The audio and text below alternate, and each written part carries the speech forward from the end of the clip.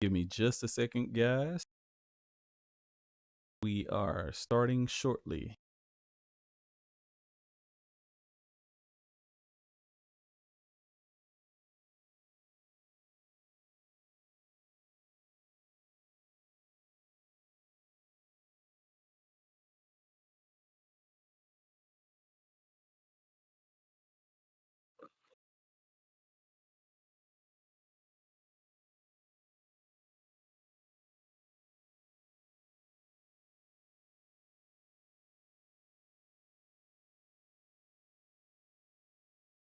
Few more minutes.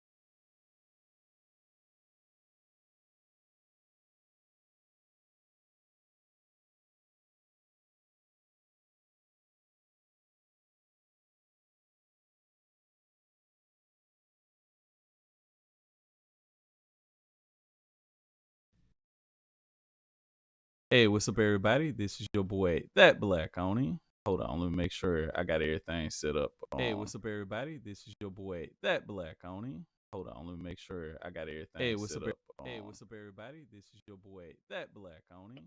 Hold on, let me make sure I got everything set up. Hey, what's up, everybody? This is your. Oh, okay. So that's the reason why I was hearing the echo. Okay. All right. All right. Oh, yeah, that happened. Yeah.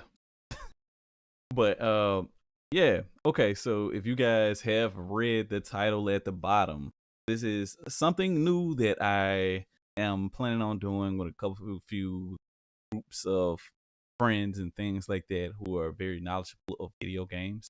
And I will continue doing these just chatting, aka live podcasts with people that either come across as very knowledgeable about what they're talking about or what they're doing. But today I want to give it up for my boy Young Sights. Go ahead, say some Young Sights. Hey everybody, how you doing? Ah, damn, bro, you came in wrong. Let me see. Let me see. All right. Let me check and make sure that everything was good on that. Is everything good on that?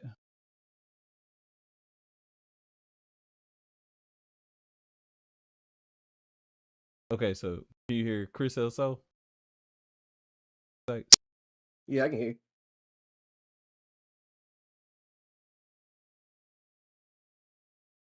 can you hear? I can hear you. Can you hear me, sir? Not. Oh. Okay.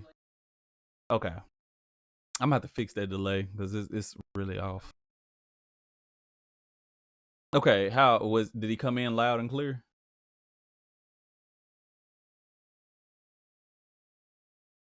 Say something again, real quick. Hey everybody, how you doing?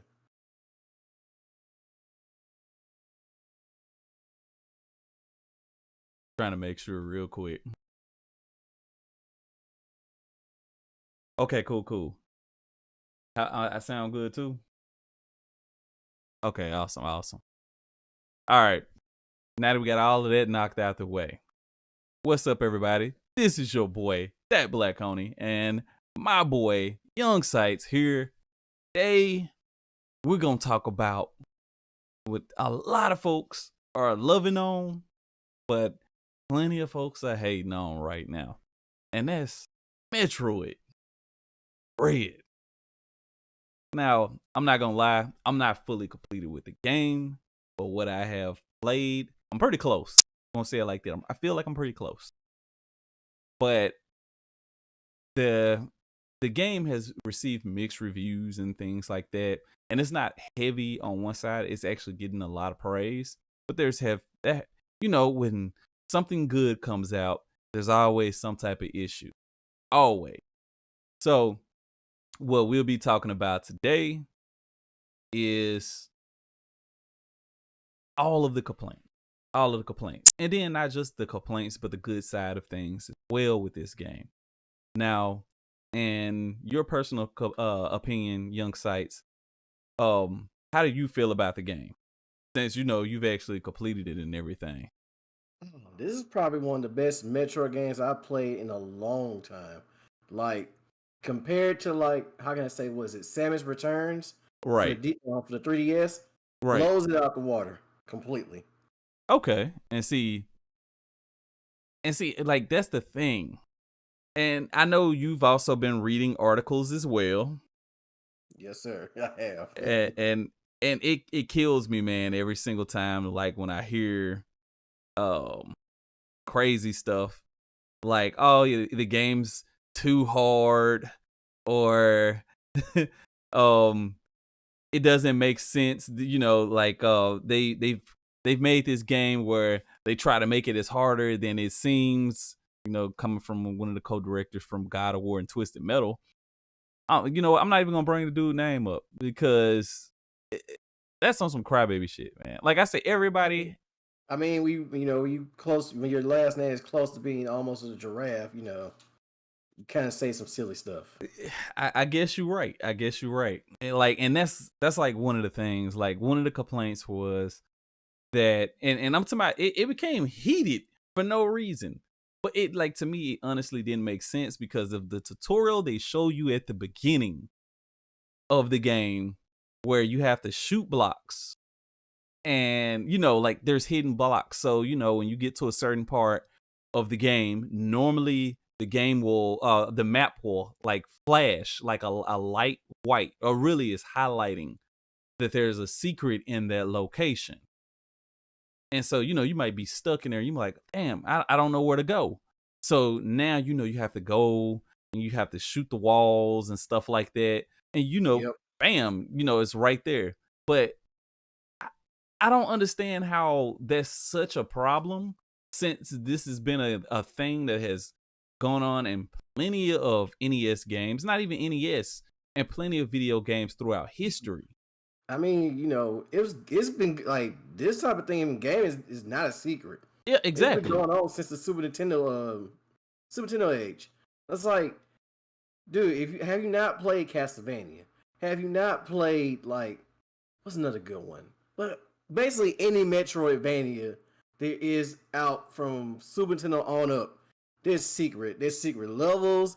There's like certain blocks you hit, you get power ups. Right. There's like the whole that's like they put that in there so that way you feel surprised because you're like, oh, by accident, I did something I thought was dumb that actually rewarded me for doing something pretty dang cool. Exactly. And you can't just punish somebody like, oh man, we just want to make the game easier, and so you guys don't have any, creative exploration to go like, huh? I wonder if there's something behind this wall. Nah, the map's telling me to go this way, so I'll just go this way. It's one of those things that kind of baby the new generation of gamers we have today.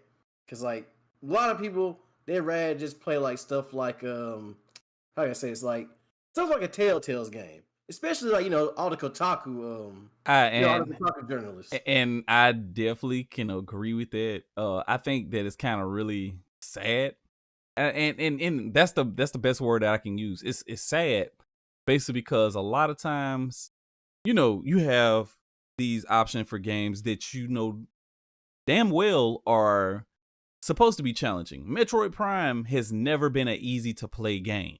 Oh my god, all three throughout the old trilogy, boy. Exactly. It's like I'm sitting there going like, man, back in my day and during the GameCube, and we actually had journalists that actually did their job. Boy, Metroid Prime was no joke. You could get lost easy in that game. All the Exactly. enemies were hard, especially when the space pirates show up. Ooh, Yes. Mega Pirates. Oh my god, don't even get me started. Oh, Mega Pirates will mess your whole day up. You'll be sitting there thinking like, "Oh, I got him." And it's like, "No, I don't got him. I don't got this. Help me!" And I think that's one of the things too that a lot of people tend to forget is Metroid is over what 25 years old now, right? Actually, 35. 35. See, that's why it's always good to have somebody knowledgeable on the show so you ain't talking out of your ass. Thank you. Thank you. Like, so, the game is over 30 years, 35 years. And it's crazy that you still have people who continue to complain about the style of the game. And I'm talking about normally anytime a Metroid comes out, they switch it up just by a little. But like I said, even with that, they still kept it they still kept it original. You know what I mean? Yeah, Like, they still kept it close to they kept it close to all the other old games. right. Like for the fact that like it's still a Metroid in name, and like they changed just slightly enough to make you feel like, okay, this is pretty cool. Like especially like the Prime, like this is the Prime trilogy because they went Exactly. from 2D to 3D, and it's like, but somehow they made it into a full-fledged Metroid game, and it was freaking awesome. Exactly. And so like that's like one of my things, one of my main pet peeves with what a lot of people are saying right now about the game. Now, you may have heard or you may not have heard about another article that Kotaku came out with, and they got a lot of backlash from the people who did who wrote the article. And pretty much the article was pretty much talking about that the game was recently pirated. Now, what they mean by pirated was people figured out a way to get the game and play it on PC. It doesn't play well, but people were still able to play it. And the wording was so bad. Now, I'm gonna see if I can find this article, but the wording was so bad on that article that it was pretty much sounding like they were saying that you should pirate this game instead of playing the official game to support it. I mean, I hate to say it though, man. It really sounds like these game journals that from Kotaku, they just can't handle something so hard, and it's like, oh, we should just get mad at Nintendo because we can't beat this game and get our review out in like 2 hours and just mash our way through something. Yeah, let's just tell everybody just to go steal the game because we don't like the fact that we can't put stuff on easy mode and sleep through it. But see, that's the thing though. Like, it's just like, okay, if the game isn't for you, find somebody else who is experienced enough to write the story, or write the, or write the, to be a journalist. Like, The thing is, most of these journalists are just people that want to be in like other spaces, but they couldn't crack it to get in other spaces, and they had to end up doing this. And some of them just do really poor reporting, and they very think like, poor. oh, like they'll be like, oh, I'm just gonna give my really bad take and put it out on the internet. And then, well, to be honest with you about Kotaku, the problem is this is the problem I have with Kotaku personally. Right. They put out stuff intentionally knowing it's bad because they know they can get hate clicks. Right. What I mean by hate clicks is the fact that they'll put out a bad article. Let's say for random example, oh, Kingdom Hearts 2 is the worst game out of the series, and Kingdom Hearts 3 is better, which we all know. If you've Oh, ever played the Kingdom Hearts series, that's that's a definitely a dang lie. Exactly.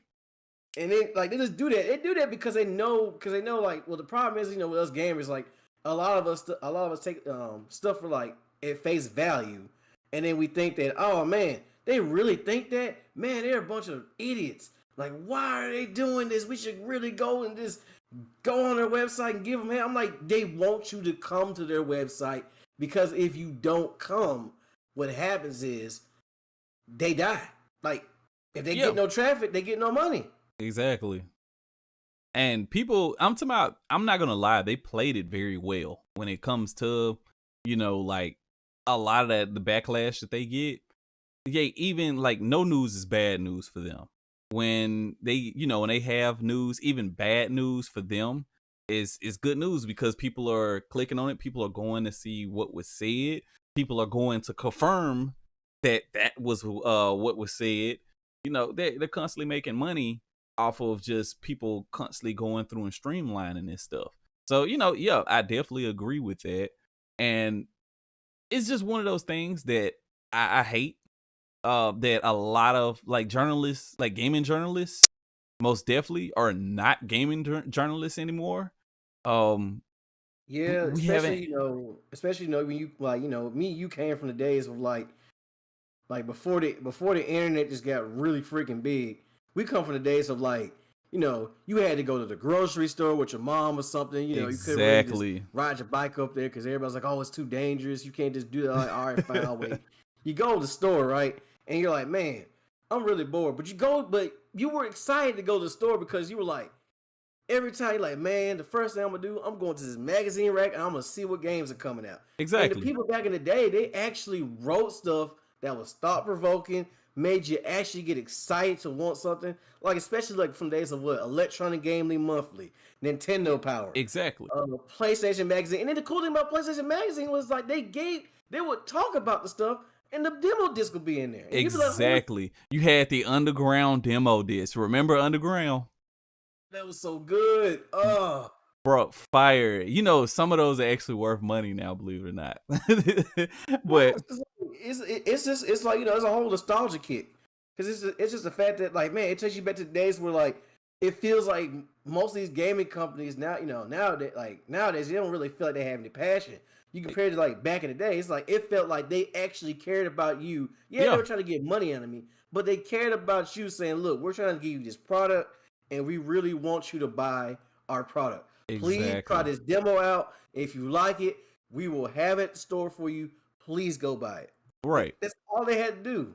And I think it's kind of damning, like with the whole Metroid Dread series. I see more and more folks. People aren't talking about how good the game is. I see people nitpick at little shit, is what I'm gonna call it. And like, for one thing, do you use the trackers in the game? The little trackers that you place around. Did you ever use those in the game? The trackers? What do you mean? Those. I said trackers, but markers. Those little markers. Oh, the little I didn't really use. I mean, the only time I really used the markers if it was like, okay, I'll come back to this location just in case. But the most part, right. I'm so old school that all I do is just pull up the map, look at it really close. Thank you. And be like, thank you. And be like, have I been here? Is that like a little wall thing I've seen? Because like That's how old school Metroid games are. You would sit there, Exactly. you would sit there and be like, okay. I mean, yeah, you had to pause a lot and look at the map, but once you memorize the map and you memorize what stuff was, I could beat that game in like 2 hours flat and see Samus in the bikini and just not care. And I was like, because like even when I was a kid, when I beat it quick, I was like, she's a girl? What? Oh yeah, I was definitely shocked by that. Uh, okay. So the reason I asked you that question is because basically towards the end of the game, and mind you, this was a huge nitpick, but towards the end of the game, close to it, if you mark and you blast open one of the doors, uh, it pretty much will mess up the game. Where if you didn't save before that, it would pretty much restart the game or tell you there has been a problem detected and start the game over. So that was a bug. So it's a small bug. I didn't see. The thing about me, I wouldn't know that because like I wasn't using markers like that. Exactly. I'll just come back to this place later. I'll remember hey, I came back to this place again. Oh yeah, it's that place over there. Let me go check it. It's like I don't know. I mean, I get it if you want to use the marker just to remember something because like you physically can't remember because some people don't really got good memories like Exactly. that. I understand, but that's just a really small bug fix. It's not like it's game breaking and stopping you from actually beating the game. But what drives me nuts about that, and because this is one guy, and I didn't even watch the full video, because he pretty much explained it, and then also I'm one of those folks. I also look through the comments, and that was his whole nitpick, and I'm talking about like for a game that is like as good as this game, he gave it like a hell of a low rating. Like I think out of a 10 he gave it like a 4 and it was all the only problems that he could pick off Or of. Yes, bro. The only problems that he could pick off of this was, oh well, they found this bug, and it wasn't. I've heard people say the graphics aren't that good for this game. uh the game runs at about 60 frames per second throughout the whole game, and it looks pretty dang good to me. and at that point, I tell folks I jot that up to personal opinion. People want to see 4K and all that stuff. No one cares about actually playing a game anymore. Like and that's one of my pet peeves with gamers because there's so many people I feel like I want to say flodge with gaming. You call yourself Well, that's because they mostly, like we used to remember back in the day, we used to call people who like this like, oh, I like pretty graphics on screen, a bunch of oh, graphic on oh it. yeah, the graphic horse. That's definitely what we used to call them. And I think that's like one of the most nerve-wracking things in the world, though, is you complaining about graphics. Like, really, graphics. When you have things, like you have things like people don't complain about storylines. People don't complain about it doesn't make sense. Um, People don't complain about hey, what is this game about? Because a lot of folks, no lie, they're jumping in on Dread, and it's true, you may not know what the story is about, but they give you a small briefing at the beginning of the game. Yeah, they do. But like, if you actually played it, you would know that like this is a straight continuation from Metroid Fusion. Like this is straight to like, oh, this is like right after Fusion, and it continues that storyline because the X parasites are still in this game, Exactly. and they tell you that they're like, oh, the X parasites survived, and now we got to go find and hunt them down and get rid of them. And it's like, fam, it's really easy. Like they tell you, like you can at least grasp the situation and figure out what's going on.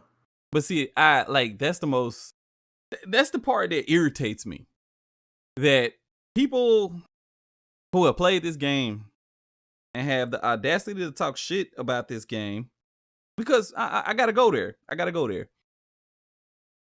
You didn't do like those people. Not saying you young sites, but I'm saying people who are complaining about the game and not understanding that you didn't do good in school. I can tell you didn't do good in school, and this is the way I can tell y'all. The people who complained about this and said that the game didn't make any sense or there's this many problems with the game, I can tell you didn't do good in school, because at the beginning of the fucking game, it tells you exactly what's going on. Literally. And for those same people who said that Samus should have a voice in the game, I'm gonna be 100. Did y'all not hear her talking at the beginning of the game? Did y'all?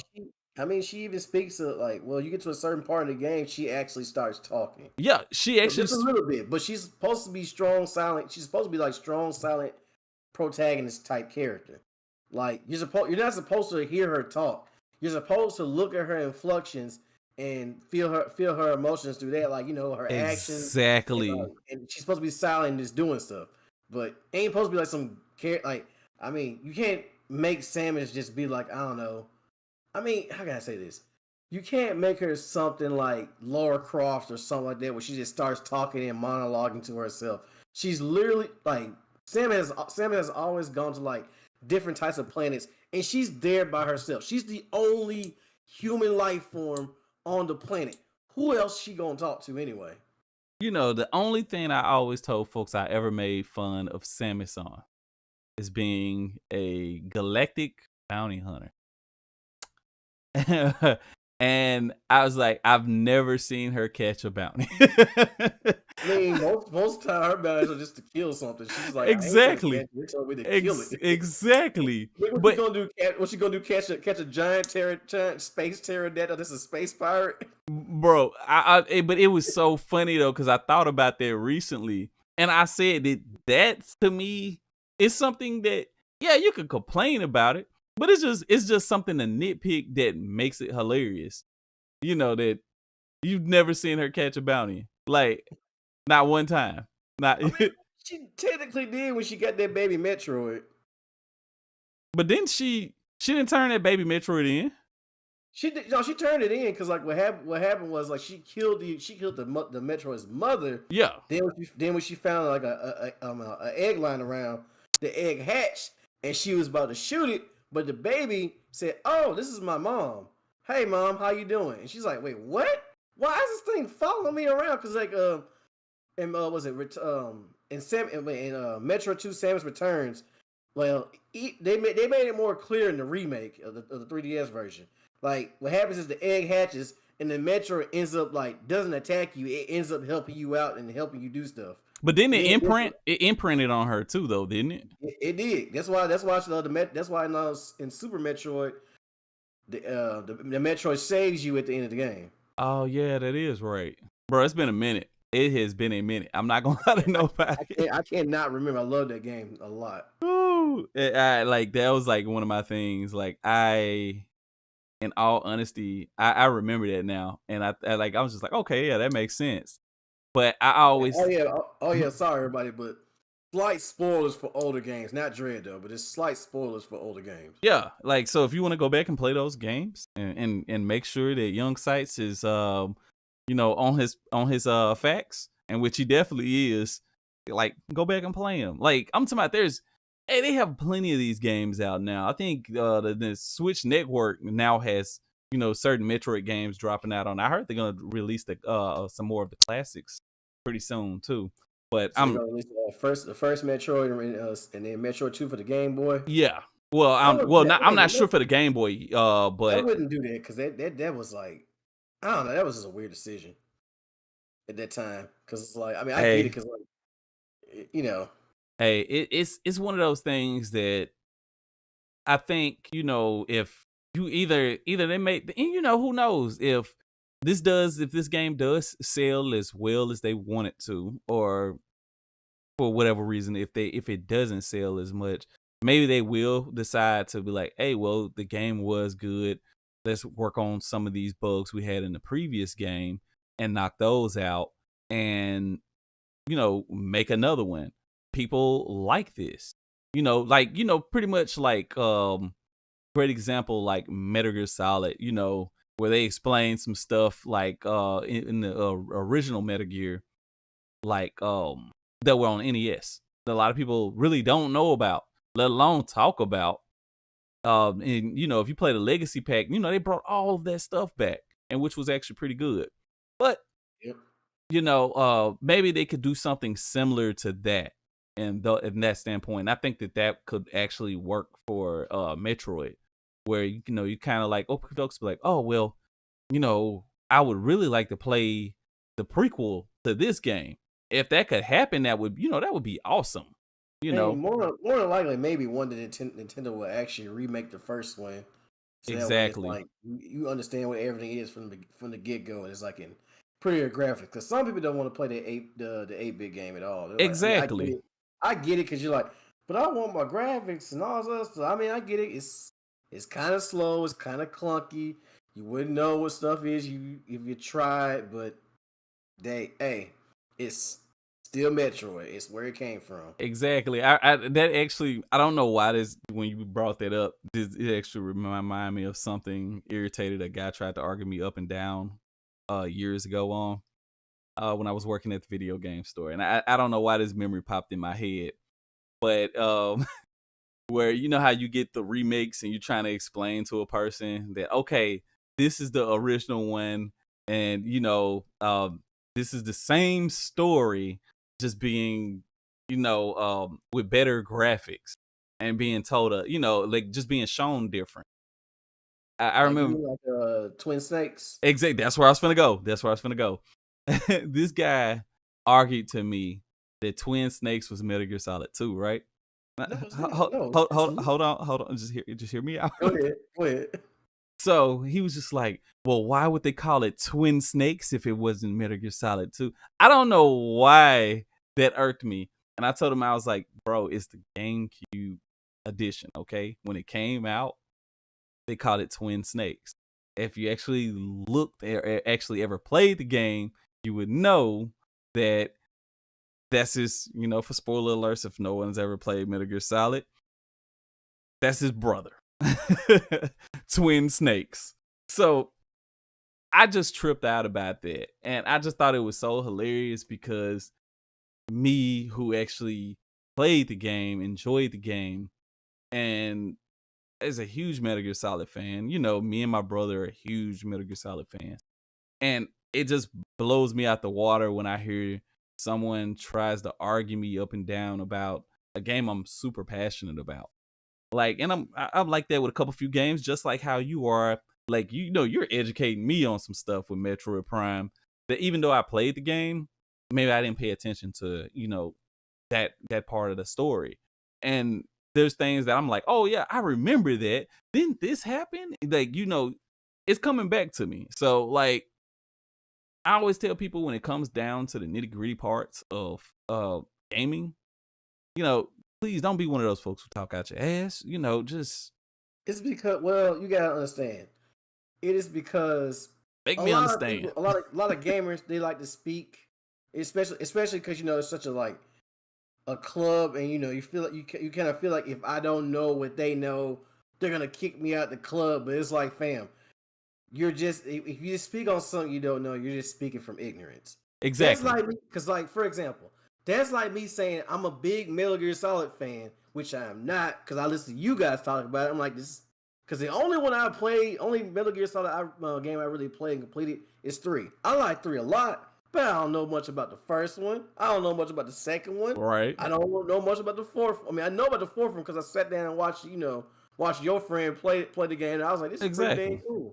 And then Exactly. 5, never touched it because I was like, after that whole Kojima Konami thing, I was like, well, I mean, I don't know if I want to touch it right now or not, but I mean, I'm just not that interested. That's like me coming and telling you like, oh, Solidless Snake is the first snake, and you're just a liar. Hey, it is what it is. Like, I've gotten so used to it, and it's like the same thing with Dread. It happens like even in every community. You have people who are, if you don't know, in my personal opinion, I'm not gonna look down on you. I'm not an asshole. I'm not gonna look down on you and say that oh, since you don't know, like that's the same thing with Resident Evil. I may know a crap ton of stuff about Resident Evil, but there's gonna be things that I don't know. There's gonna be things that maybe that you caught and you be like, hey, or maybe you read every single book in Resident Evil 1, and you be like, oh wait, hold on, you're missing something. This is what was said in this book in Resident Evil.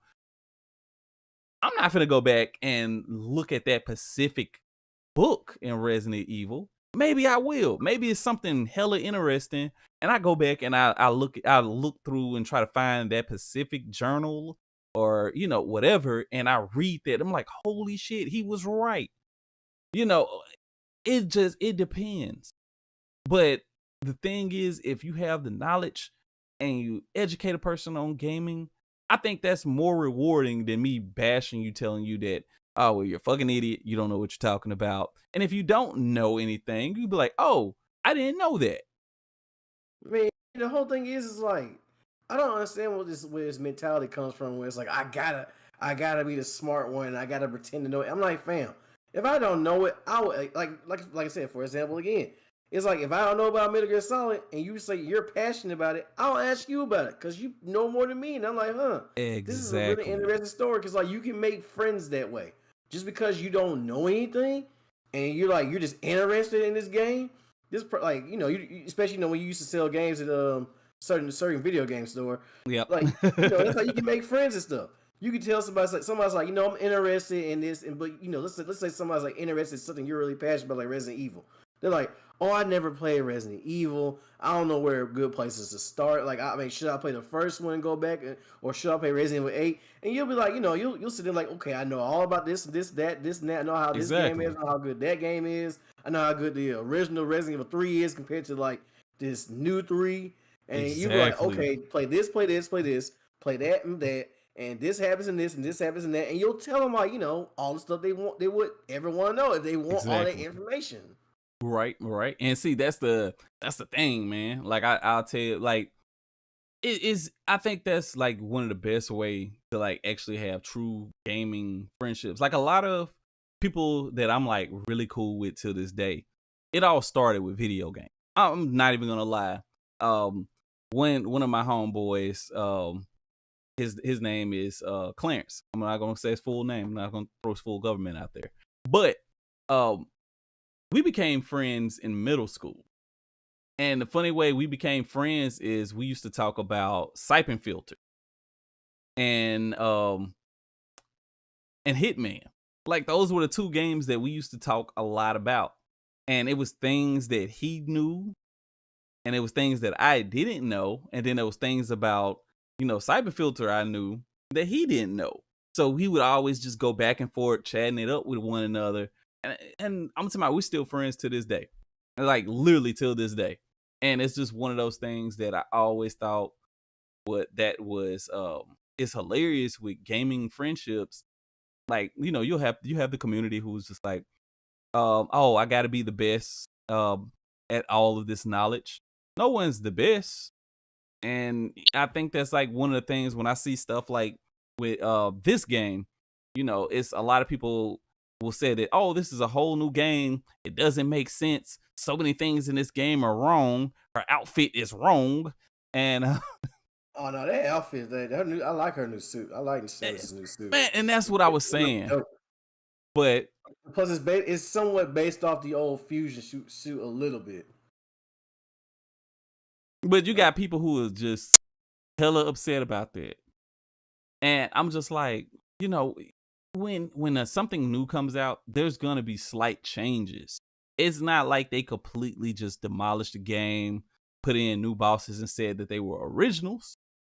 No, they have, they have the flavor, the everything is there. You know what I mean? Like, and I just Everything about I mean, Samus still look like Samus suit still like Samus's suit. It's just exactly, slightly different variation. I mean, I hate to say, do people not know like this woman has had like just because you don't like the color, like, the color, you get different suit upgrades, especially like from what is it, Prime 2 yeah, of the light and dark worlds and stuff like that. Once you get the dark yeah, suit, you get the light suit that's like all white and it looks really freaking fresh.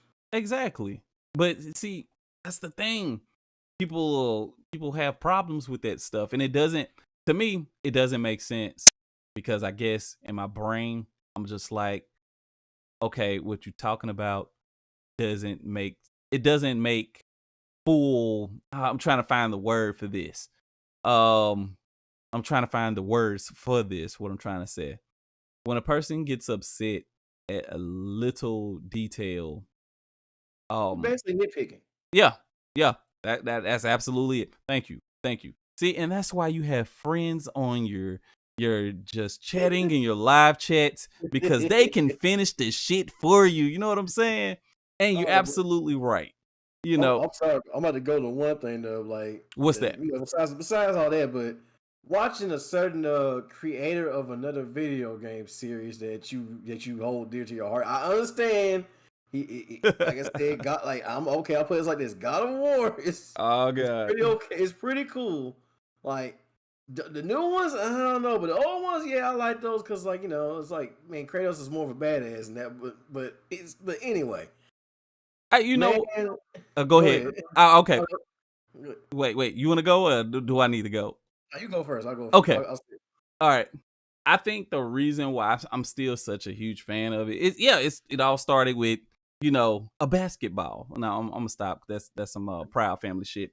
But in all honesty, when I first played God of War, even going back to like PlayStation 2 and PSP, like you seen that he was a one-dimensional character at like the main point of those games. Now you starting to see different dimensions of them, and then I tell people like this: when you play those games, it's mostly I play games mostly for story, detailing, and little things like that. Those are the things that bring me the most joy. I love lore, of course, this, and those like with God of War, like I love the mechanic system for the new one. I love that he has a new weapon. Of course, it's not like the old God of Wars where you get a plethora of weapons. When you defeat bosses and shit, you get different weapons that you can carry on the way. This is the first game where you only have the axe. Spoiler alert! Blade of and the chaos blades, and I think that's one of the things that I like I truly like, but not just that is now he's a father again. Spoiler alert for those who didn't know that. If you didn't know that by now, you just give up. Please just you know what? I'm gonna stop being an asshole. That was you me. just turn, But just put the blindfold on, walk off the plane. It's over. Just it's, get it it's over it's with. time to go get off the plank. Like The sharks are for real, waiting for for you, real. fam. Exactly. But I think that's one of the things that like with the new story is that you're starting to see that Kratos is not just showing his age, but he's trying to be better. And it's basically because of his son and stuff like that. And he wants to he doesn't want to be the old version of him. He doesn't want to see the same thing unfold, and which is definitely going to unfold.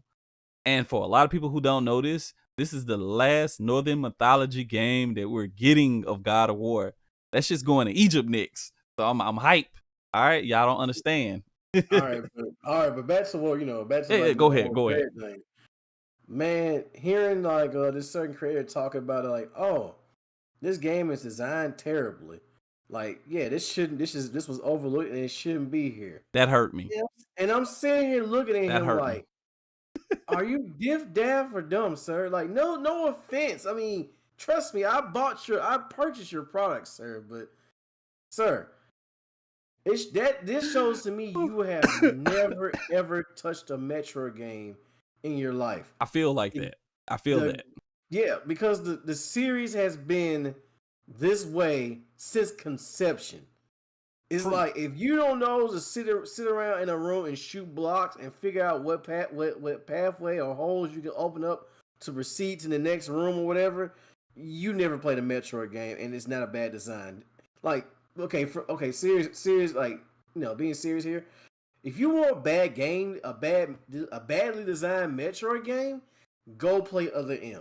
I If agree. you are a true Metroid fan, I agree. you will completely understand from top to bottom why all of us as Metroid fans hate Other M. We despise that game. That game is literally the black sheep of the franchise. Man, I can see it's gonna be that one person. and it's gonna be after we get done like doing this whole entire live stream podcast. It's gonna be that one person who I'm gonna not saying. Look. hop It's like, in. look. They're gonna It's like, like, look. no, I'm just saying they're gonna hop in and they're gonna be like, oh, but I like other M. I was about to say, if you like other M, that's fine. I still hate it though. Oh You yeah, can like yeah. it, but I'm just letting you know personally. Vast majority of us who play Metroid, we don't even care about other M. In But if you our like it, it's good for you. In our personal opinion, the other M is trash. But if It you like literally it, that's what it's okay. I'm not gonna hate on what you like. Like I like Resident Evil 8. Okay, not is. all of my friends like Resident Evil 8. I've had I like it, but I don't like it as much as like a lot of the old games. oh, I mean, most definitely. like I said, everybody got that one game that you know that like you like really you like that game. Like even I do. I forget I would say what's a good example. Crap. Okay. We'll just do something stupid. Okay, Mystic Heroes for the GameCube. The Wait, game is cheesy as all hell and dumb. But I freaking like that game because it is cheesy and dumb as hell. well, okay, it's one game that I will admit that I like, but a lot of folks said it was trash, and that's Jericho. You know, it was on PlayStation 3, and I think it was on Xbox 360, and it's called Jericho. Now, I like the game. I like the dark lore that it had and everything like that. But yeah, a lot of folks said it was trash, and I was just like, oh, I know a better one. I liked Haze. Okay, I like Haze. Oh, that shooting game, wasn't Yeah, yeah. It was supposed to be the end all for Halo. That didn't happen. But I actually got a good example that the game journals weren't feeling it, but we like this game. God Hand. oh, most definitely. And now it's a huge cult classic. Yeah, because it's like it was cheesy and freaking dumb, and the controls were like kind of not that good, but it was still fun. I don't know why. It was just fun. Bro. A homeboy actually gifted me that, and I appreciate it. Hey, man, you know who you are. You a day going, bro. But now in all honesty, no, like yeah, I totally agree with you on that. Like that's just a thing. I know what was it? I remember when All the Fears came out. They were good for their time. I actually have 1, 2, and 3, but I don't have them all on the same console. That's kind of hurtful now that I think about it out loud. Dang. Yeah, I think I have Fear 1 on PS3, and I think I have Fear 2 on 360, and I have Fear 3 on PlayStation 3.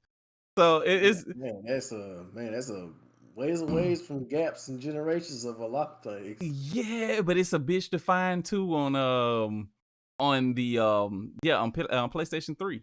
Well, for me it was. So I just gave up and I just like accepted. I was like, oh, there's Fear 2. Different console, but hey, it still plays the same.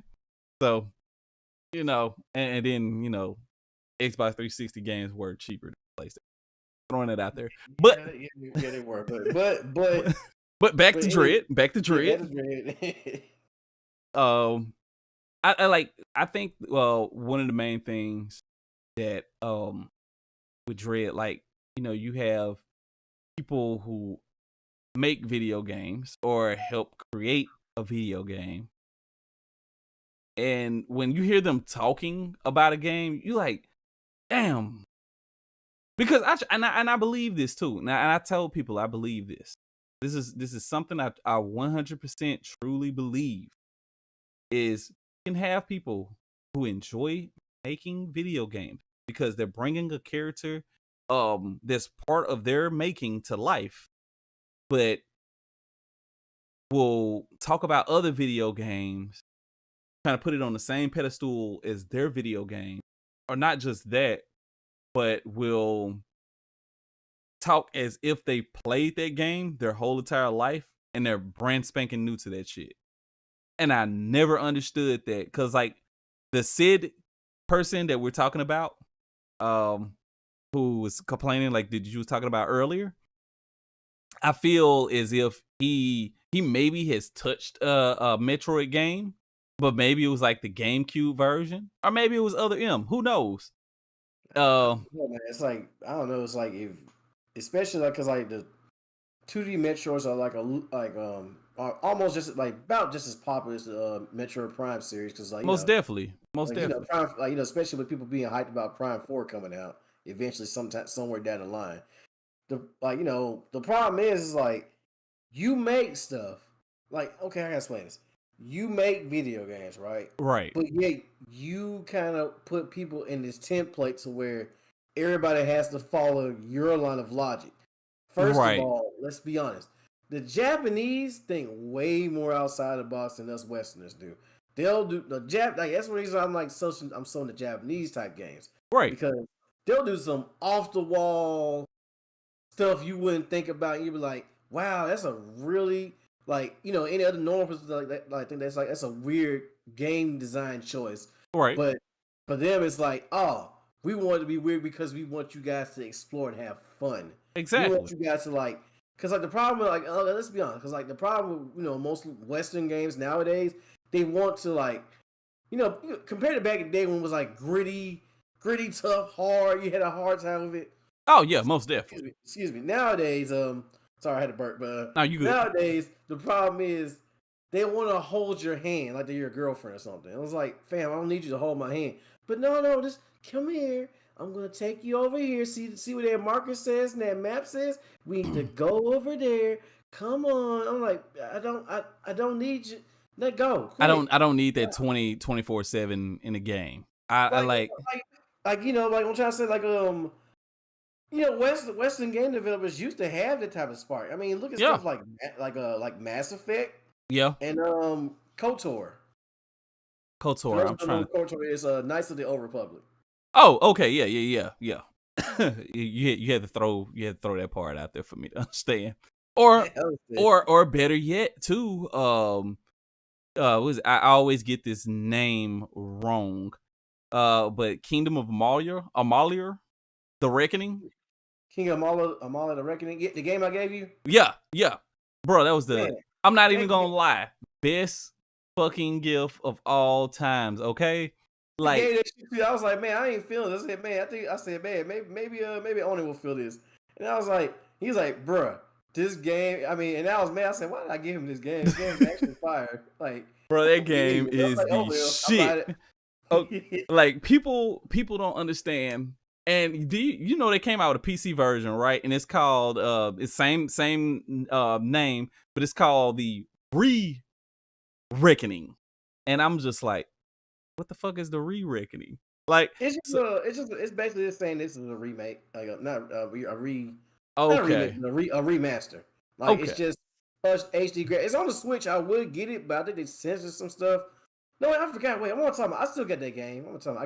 I gave you one. I forgot. I got a copy of the game too. I played it. What am I yeah, talking about? yeah. Because Now, man. I remember you told me you like, yeah, bro, I ain't feeling it. Then I was like, bro, like, You told me that I went out and bought another one. I was like, I don't care. I'm gonna play this game eventually one day. And it's like, I mean, when it's I fucking started playing beautiful. again, I was like, man, this kind of reminds me of this dude, this like the guy who made it is like a baseball player. Yeah, yeah. And I was just surprised. I was like, man, he really put all his money and time and work in this. It's actually a really good game. It's just too bad it didn't sell that well. Exactly, because the game itself is just great. The storyline to the game is great.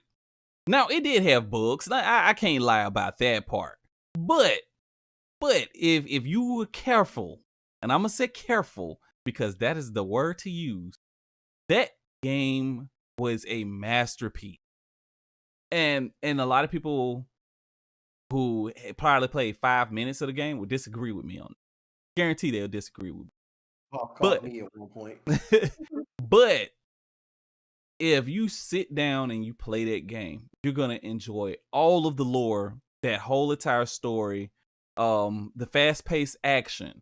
Because I love games where when I'm fighting a monster or anything in it, and I can get the fuck out the way hella fast, I always love stuff like that.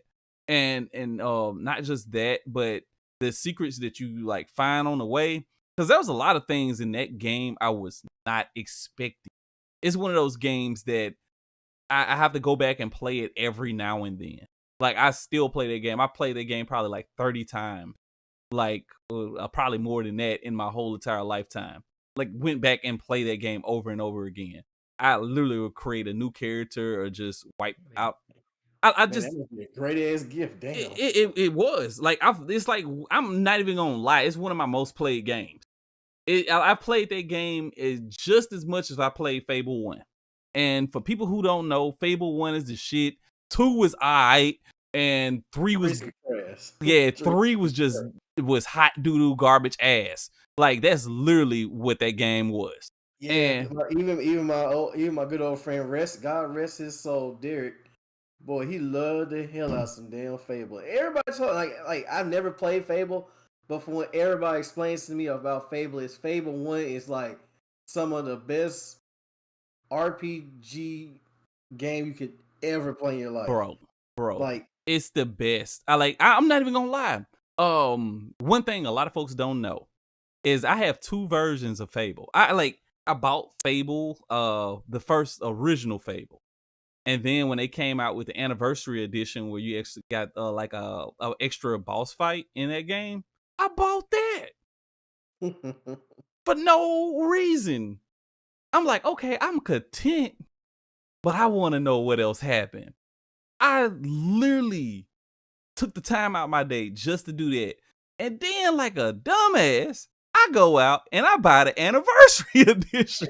yeah, what did they get come out 3 times and everybody kept buying it? Bro, everybody who knows about Fable, if you were a Fable 1 fan, that I'm not gonna say Fable 2 or Fable 3. I'm gonna say if you were a Fable 1 fan, Fable 1 sold more than any other Fable. And that's just facts. If anybody told me otherwise, you're a fucking liar. All right? You're a fucking liar. That game and like that's what I'm talking about. Where you have something that's such a masterpiece, when they tried to completely change up shit, they even added stuff to it. Oh, you can have children in the next game. Oh, you can grow up and you can be good or bad. You could do all that shit in one. You could buy a house in one. You could literally get married in one. You can also get divorced in one. Dang. Why would I get 2 when I'm out? Like, yeah, you got stuff, but at the same time, I'm limited. You took away everything that made Fable just as good, and then killed it completely with Fable 3. You just made it hella boring. Like, 3 was just my drink. like I said, never played, but from what I heard, everybody in their mama didn't like 3. I was like, dang. I was like, y'all Bro, hyped up for this to the moon, and now it's just gone, just like Mass Effect 3. I have a friend. I love him to death. He's a brother from another mother. I remember I had to educate him one time. Like, people don't understand how much I love Fable 1. And I'm like this with other video games, but Fable and The Reckoning are the 2 games that are very special to me. Very special to me. And I remember when he told me, he said, man, he never played Fable 1. And I remember when he told it to me, I looked at him and I said, you have the fucking audacity to tell me, because this is what he said. And I love him. Bro, don't hate me for saying this shit, but I'm going to tell the story. He told me, he said, bro, Fable 2 has to be the best game I've ever played. So I'm like, okay, he's okay for his opinion. I'll let him have his opinion. That's what he thinks. He's wrong, but that's what he thinks. He's just wrong. And then he told me, I bet you Fable 2 is better than Fable 1. Okay, now I'm getting pissed off. I'm mad at this point. This is just story time. Okay, we're gonna get back to Dread, but this is story time. They said objectively 2 is better than 1. He's in top. Bro, we was about to fight that day. But I'm like, okay. And then I'm just like, once again, this is his opinion. And then he told me, he said, you know, even though 3 was boring, he said it had to be better than 1. And what? Hold on. And this person, if they ever see this live podcast, they're gonna know exactly. They're gonna know that this is them. I'm not gonna ever tell who this person was, but let them out themselves. yeah, they will out themselves. I remember I looked at them, and I'm talking. I bold face asked this question, and I'm like, I know if I will know if you're lying right here. I asked them. I said, "Have you ever played Fable 1?" They told me no, and that's when I got in their ass, and I told them. I just told him the truth. I was just like, how can you compare parts of games that you've never played, let alone have seen, let alone I'm talking about we got YouTube. A lot of people these days just watch YouTube for gaming. And I'm just gonna be honest. I honestly don't have a problem with that because thank you, YouTube reviewers. But my thing is, you haven't even sat down and watched a video of Fable 1 to see the sexiness of that game. We got a problem. And so I had to educate him. I remember pulling out the old Xbox, right? I remember pulling out the old Xbox, dusting the shit off. I pulled that Fable out. He wasn't ready for that. He said, "Oh, bruh, I never knew Fable 1 was this good." How you just gonna sit there and think, oh, just because it got a 2 behind it, it's the sequel, it just automatically great, huh? Yeah, All right, yeah. bet. So I pulled it out, and I let him play it. I let him start his own new, campaign and stuff like that. And he thought I was gonna let him borrow it. Hell no. I'm not gonna let you borrow shit. If it's Fable, no. You can kiss the darkest part of my moon. All right. I'm just gonna. That man said, bro, you got to come over here and play if you want to play. You can't play it nowhere else but here. It's like D-Star says, only on the Xbox can you play Exactly. Fable over at my house. Only at certain times of the day. Can't be over here every day. That's just not happening. I got stuff to do. Exactly. So, he retracted everything he said after I let him have it. And I told him, I was like, look, please, in your life, don't ever again talk shit about a game that you never played, let alone seen somebody else play. I was like, the only time you're gonna see me ever talk shit about a video game, is if it's some bad practicing going on, or I played it and it was bad, and I'm gonna talk about it. But I told him, I said, just never do that again. And he was just like, my fault, bro. I did not know. And I'm just like, that's cool.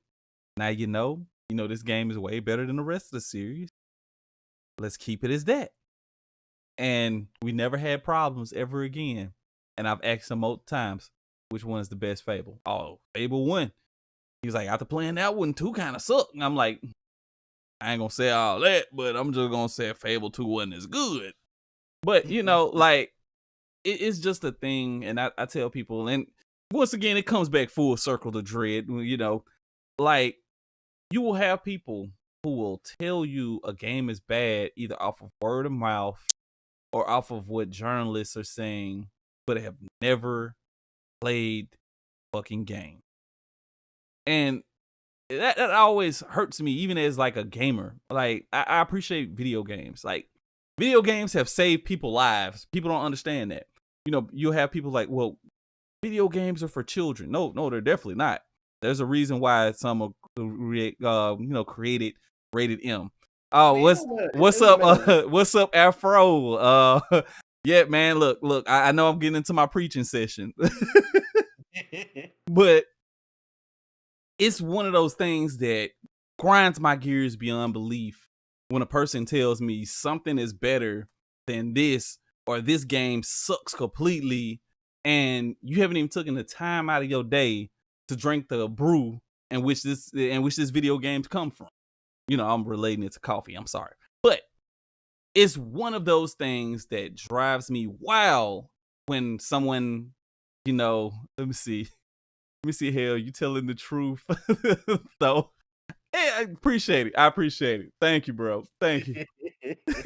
But it is. It's one of those things that drives me bonkers when a person, at the end of the day, will sit there and tell me a game is ass. And I had to put 2 asses in there. Ass. And you've never watched gameplay of it. You never sat down and played it. Because I tell people this too. There is a different feeling from watching a game and sitting down and playing that game. You may love that game off the experience that you had. That game may work smooth with the way you move around and control. It's some magic shit about that. But I tell people, bro, games have saved people's lives. Games have created friendships. Games have also destroyed friendships. If you ever played Mario Party, I was about to say Mario Party. like, man, no, bro, not the new ones. not It the has new. to be specifically between Mario Party 1, 2, 3, and 4. And I agree with that. And those Like, are you'll sit there and go like, bro, I'm about to win, and then your friend gets to like a boo, and it's like, wait, it's the last round. He has a boo. He has a boo, and I have 1 star above him. He's not gonna possibly steal it from me. He's sitting there like, bro, if you steal my star, I'm gonna punch you in the face, bro. And your friend looks at you like, do it. They're like, no, fam, please. And you still like, you mother. I've seen it. I've seen it happen. I've seen it where friends legitly will stop talking to each other over the most craziest thing. And to me, it blows my mind when I see things like that. So, like, I'm just like, so why would you tell me that Metroid Dread is ass when I haven't played the game? Like, mind you, I'm playing the game. You've completed the game. And everything. Perfect example of this too. Yeah. Perfect example. You know what it is? What's that? You're doing it. You're playing it right now. What oh, you talking about? Oh God, yo. Okay. Yeah, bro. And see, that's another thing. Like, let me see hate bandwagon. Hey, Immortal, sometimes it's a such thing as hate bandwagons. You totally right on that. And like I said, I've known people who've hopped on hate bandwagons. I've hopped on hate bandwagons before. But the thing is, you learn from it, and then you teach other people not to do that shit either. But it's just one of those things that, yeah, just like you said before with Death Stranding. Let me see, folks want to be part of the conversation any way they can. Hello. That's very, very true. We were talking about that way earlier in the podcast. Yeah. We were actually, we literally just talked about that a couple few, I said shit, like probably about 20, maybe 30 minutes ago. Say 40. About 40. Yeah. Just to be Pacific. But no, that's very true. You have people who will hop on something and hate it so much and won't take the time out the day. Like, I was curious about Death Stranding. I enjoy it, but I'm going to be realistic about this too.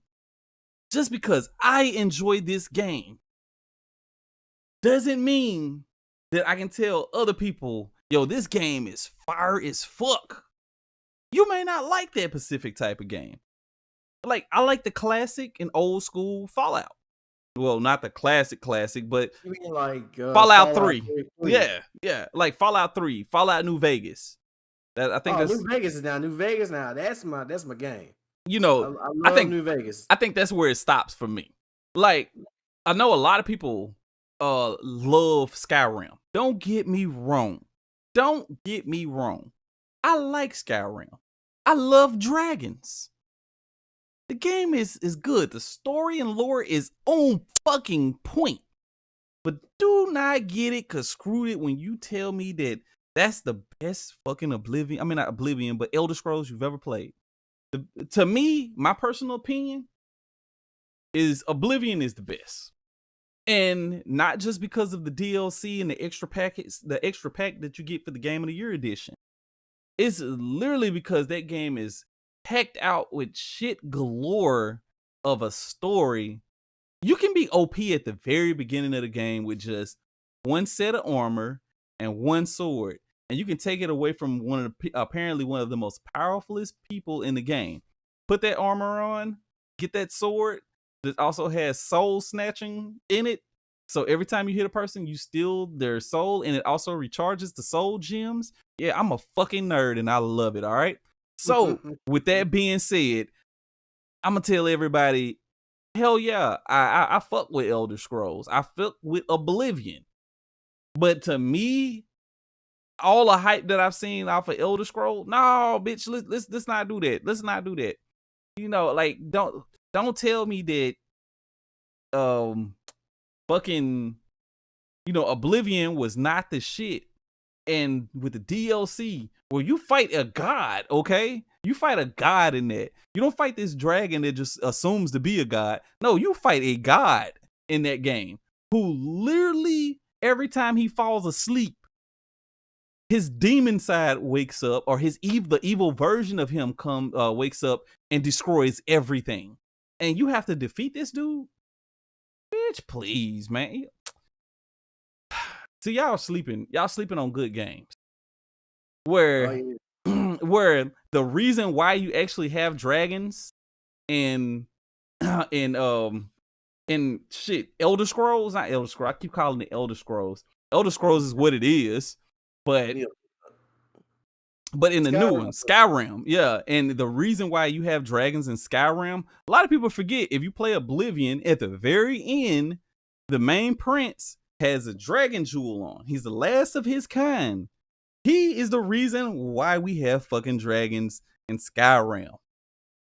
Ta-da! Fucking assholes. Anyway, with that being said, so I was gonna say like, you know, back to Dread for a quick second. Yeah. Cause the other problem I got with a certain creator saying that, oh, this is a bad game design. Like I said, like we were talking about earlier, Other M, terrible game.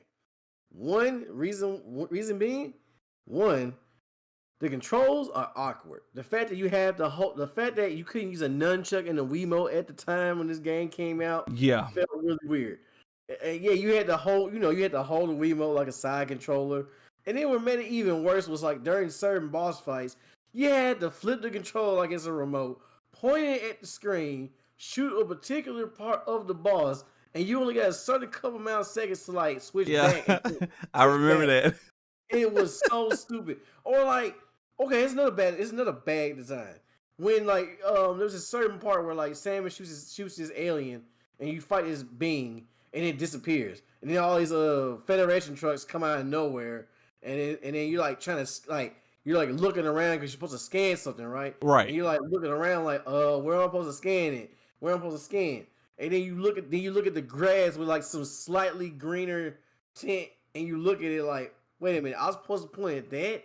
Who decided to make green blood with green grass? Well, this is stupid. It's just the things that don't make sense. Or the fact that which really made the whole, like, I mean, I get it. Team Ninja made the game, and it was terrible for it. I freaking get it. But it didn't, like, the fact that, like, how can I say this? Oh my god, like, Samus was not Samus. Oh yeah, most definitely. And Samus was. You know what? I actually did argue with somebody about this. And this was a long time ago, but I still remember it like it was yesterday because the argument was actually pretty good.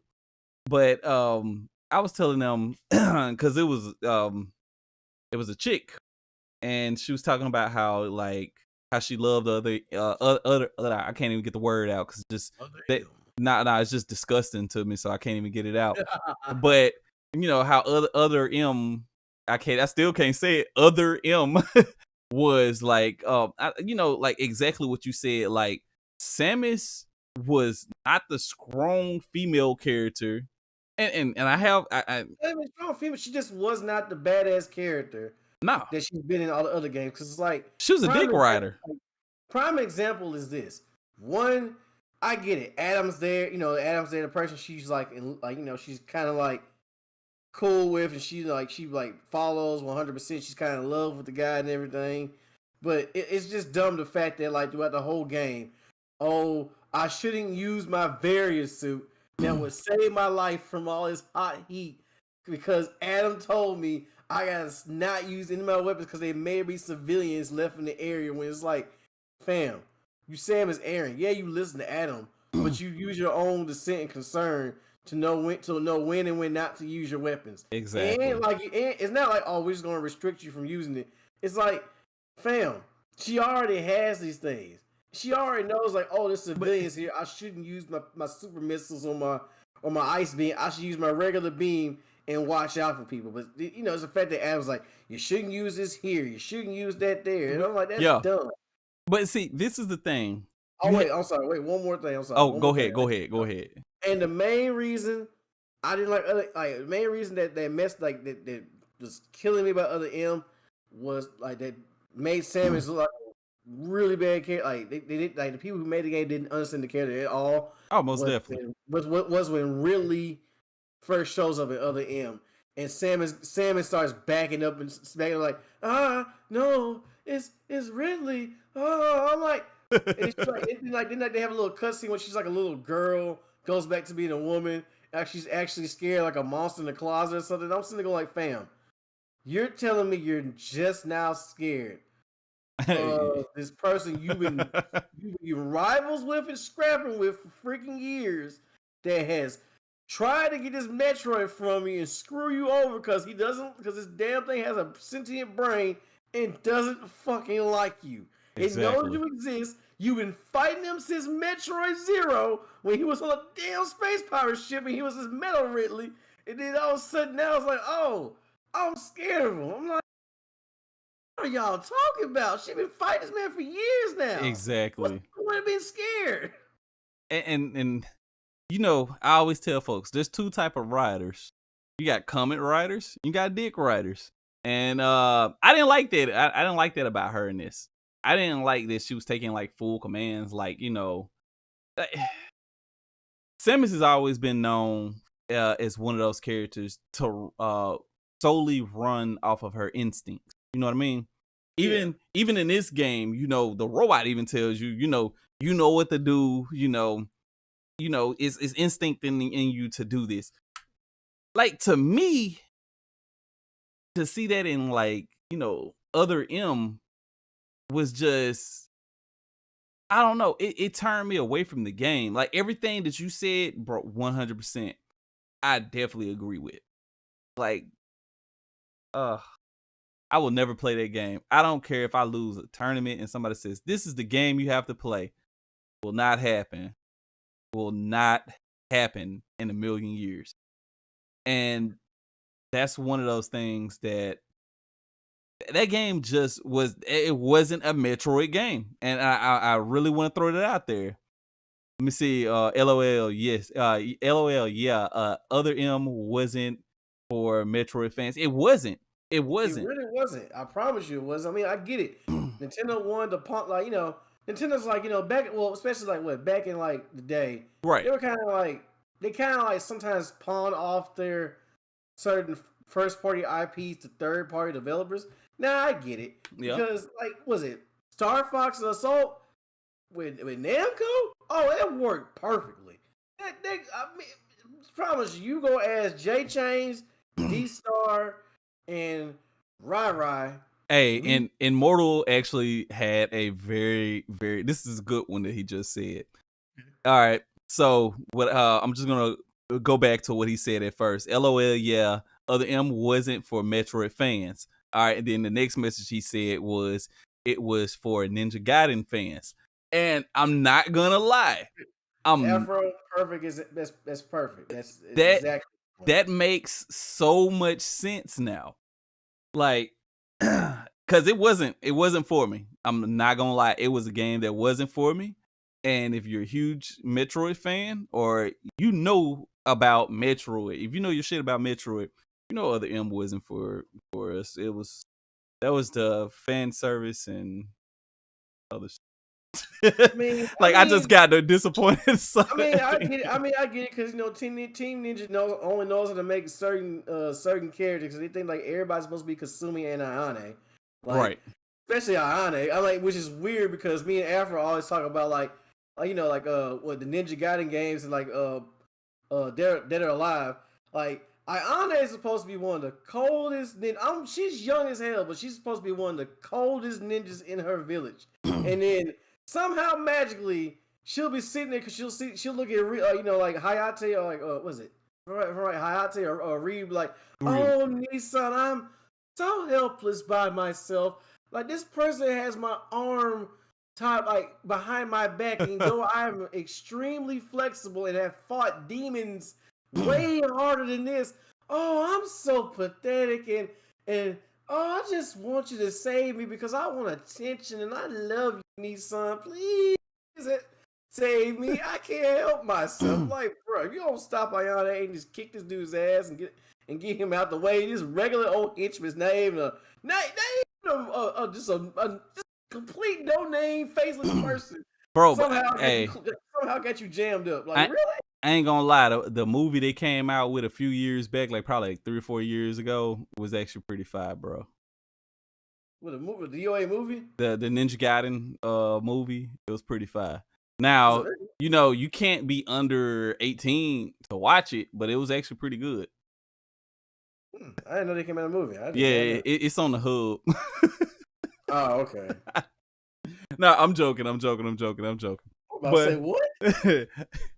Oh, but in all seriousness though, like I'm talking about with what Immortal said, bro, actually makes perfect sense because like it was made literally how they would make a Ninja Gaiden game. Like basically, yes. From top to bottom, it's like exactly. It didn't, like you had the power ups, you got Samus, but it's like but this really feels like Ninja Gaiden, like to no end. I'm like this doesn't feel like Metroid. It's like even the last boss fight felt like some Team Ninja type shit. Cause like you get to the end, you find all these that's the other thing I hate about that design. You get to the end, you find all these enemies, and you gotta constantly shoot all these people away from the screen. And I was like, for 20 minutes, I was just shooting all these people away from the screen. Like, bro, what am I supposed to do? Not thinking that I had to point my cruiser at the this other character in that game. If it was, non spoilers, you know, point your cruiser at this other character, and then all the like enemies stop and stuff because you're about to shoot this person, and the game just ends. Yeah, like I tell folks like this. I don't have problems. Well, I do and I don't with cliffhangers. But the game wasn't. I'm just gonna say it like this: it wasn't gonna flip good anyway. But you know what? I ain't really got shit to say on that one, bro. Like I thought I did, but then I just wasn't feeling it. It's this other M. I just really want to move on at this point. But okay, Immortal says, let me see, bruh. I know I'm finna butcher this name, and we just said it. Ikake got a thing for let's see, himself. The DOA creator. Oh yeah, he has got a thing for themselves. Hopefully I'm pronouncing it. Yeah, damsel. Okay, Lord, dyslexia. Yeah, damsels in distress. Very buff and capable damsels in distress, nonetheless. I totally fucking agree with that. 100%. I totally agree with that. Have them damn girls in DOA and that show up in Ninja Gaiden should not be struggling. No, like, at all. I'm talking about you got Ayane and Kasumi kicking people off 50-story buildings while suplexing them, and then like, oh, I can get up, I'm good, homie. We can still fight. Yeah, like brush that shit off. But it is what it is. So, that's all I can say. It is what it is at this point.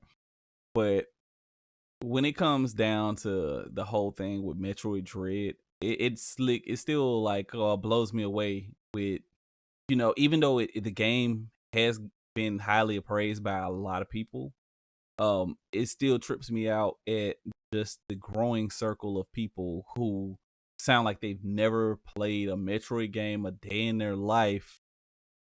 Complain about it. Because bring another point. Like, there's this article, I forgot who wrote the article. Some but also I forgot I was watching some YouTuber, but basically what there was like the article was saying was that like, oh, I got through Metroid Dread, but it was such a chore, and like it just get like, oh man, this like, I mean, yeah, I had a hard time with the game. I beat it, but I didn't feel any of the joy when I had to play such a hard game that I felt drained and I couldn't possibly bother to play it again because it's too hard. I'm like, fam, you're playing on normal. If you can't play this, I hate to say it like this, there are other games that you can go play. Hey, If you're especially if you're a game journalist, you got Telltale Games, you got oh, Animal plenty. Crossing. I ain't hating on Animal Crossing. I'm saying you want something easy, you just want to clean up and shit, go play Animal Crossing. You Hey, got that. You got The Sims. You got like you just have a plethora of you games that really you do. just want to sit there and do stuff and just mash a button. You got that. You don't have to come over here with that. Those of us who are playing Metro are playing it because we like the series and we know how hard, like we know how to take on hard bosses and stuff like that. Because the problem is, because like it's just like this girl who was like on this TikTok saying all games need easy mode, and I'm like, And no, I totally disagree with that. Like, because one of the things I always say when definitely when I'm playing games, you already got a mode, like you already got a simple mode. And a lot of times, excuse me, I know a lot of people who suck at easy modes, okay?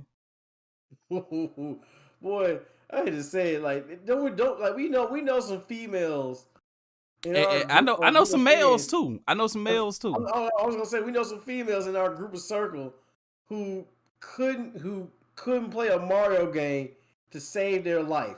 I'm talking about you're That's true. like how can I say it like this?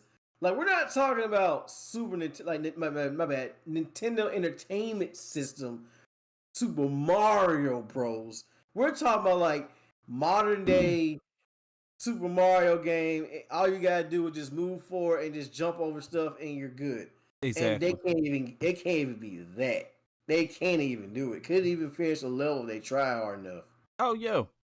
And there was like a study shown a couple few years back that they actually put a Super Nintendo in to the study group, right?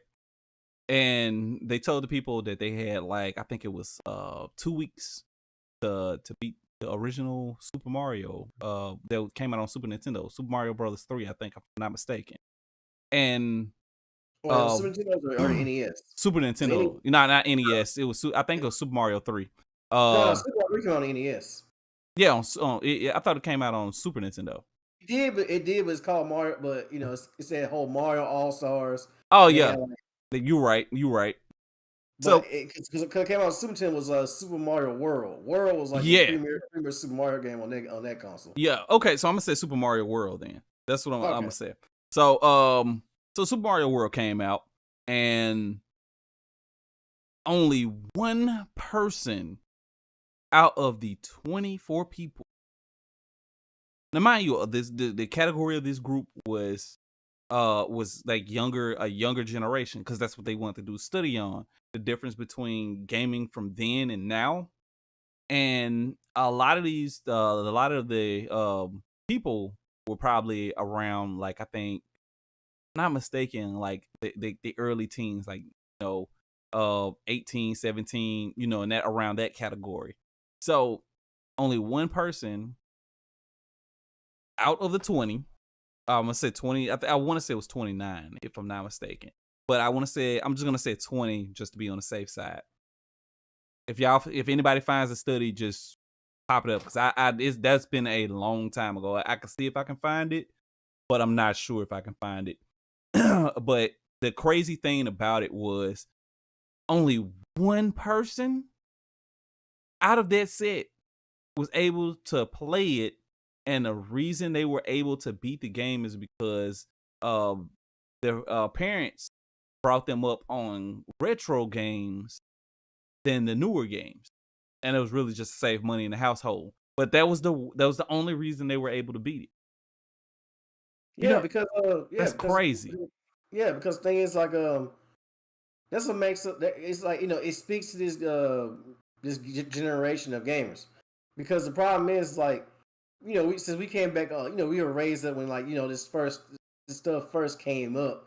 It's like they were, game developers were limited in what they could do, but their limitation brought out creativity, and Exactly. the creativity brought out challenges that you wouldn't normally face. It's like, Exactly. you play something like, what is it, Legend of Zelda Link to the Past. The way that game is Ooh. made, you were like, oh man, it's like this game is like this game seems like easy, but man, you don't know what you're doing or where you're going. Well, that game's Oh, kind of hard, isn't it? bro. Because like nobody holds like that's the that's the problem with gaming nowadays. Like especially Western games nowadays. Yeah. They want to hold, like I told you before, they want to be your girlfriend and hold your hand and tell you everything is all right. No, you don't need to go off the beaten path. I got this little, like, I mean, okay, for example, okay, good example. Mhm. I love this game to death, but it doesn't. Dead Space 1. Dead Space Yeah. 1 is this. Yeah. It's great, but they pretty much all you gotta do is just press R, was it R3? Yeah, R3 and the little blue line. Put your hand down, this line tells you where to go. Yeah. It's like everybody wants that. And it's like, guys, I get it. It's because with Dead Space, the design works because it's a survival horror game. Exactly. It's like just because the line tells you where to go doesn't mean you may get to this part if you don't know what you're doing. Exactly. You still have to have some type of skill or understanding that, okay, these monsters are going to come, or these xenomorphs, if you will, on that part, or are going to come. How can I stop this? It's one part, like that one that can constantly freaking regenerate. Yeah. Oh God, that was terrible. That But was some scary stuff. You're like, no, get away from me. Why is he not dying? but the set of skill in that game, like if you understood that game, like it was one thing. I remember watching the animated movie before I played the game, and when the Dead Space had came out, the animated series had came out. Not animated series, but the movie. What's it called? It was just called Dead Space. It wasn't Extraction. It was no Distractions. The Wii game. Yeah, now that is really good too. Crap, because it's not Aftermath. Because Aftermath is like after that movie. Yeah. It's not that one. Hold on, I'm gonna have to look this shit up.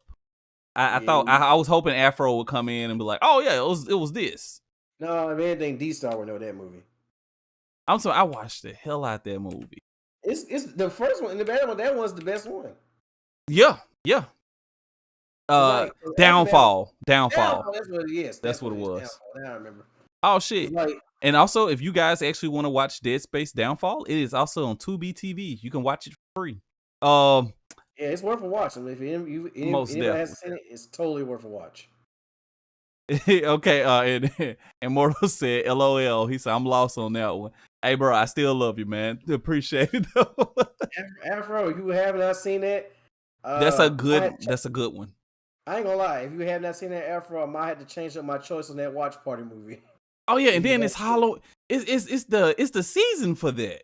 So yeah, it is. It's a good boy. Because that movie is freaking brutal. Yeah, I'm talking about like stuff happens in that movie. You should watch it. Because he just said he has not. So yeah, no, like I'm not even gonna lie. All right, Afro. I'm changing my watch party movie. Then we're gonna watch Downfall because that is a good animated movie. That movie was so accurate. It's one specific part of Dead Space 1 in which I don't really talk about that much, but it's one specific part of that movie where they were like, destroy the limbs, just take the head off and da da da da. And shooting him in the head doesn't do anything. You gotta cut the limbs off. Exactly. So I remember it was that movie prepared me for the game, like because I was just like, oh, that can't be accurate, but it worked. And then it was one specific scene, the junts that what are they called? They stick the dead bodies like the flying enemies that come along and like inject their seed into a dead body. Yeah, to make it more necromorph. Yeah. They pretty much the mothers of the xenomorphs, and Or yeah, it would be necromorphs. It wouldn't be xenomorphs. I'm thinking aliens. But yeah, no. Let me see. Where did you say it was free? It's on Tubi, Tubi TV. So you can just download that app. It's on a lot of like. You can literally just go to tubitv.com. Hold up. What I'm gonna do is I'm gonna put it in. I'm gonna put it in chat. That's what I'm gonna do. Wait, I was telling was wait till tomorrow. I have the movie. Oh, okay. Well, Immortal, Young Sights has the movie, so y'all can watch it for the watch party tomorrow if you would like. Yeah, it's on Tubi, Tubi, but that's what it's on. Really good, really good. Dang good movie. But that it was one specific part where you said like the flying enemy that can pretty much impregnate, by stabbing the head and actually putting a parasite inside the body. Okay, so it's one part where I see all of these dead bodies around, and it's before you unlock this door. Someone was telling me, okay, I already seen the movie where this parasite monster, infects these dead bodies. Let me go around and just start destroying all the limbs off of this, so it's just the torso. I do that. I literally destroy every single body in there. When a monster comes in, that monster is defenseless. It can't. Oh yeah. That's the thing about that enemy type. If they don't have anybody, they don't have another person, another dead body to infect.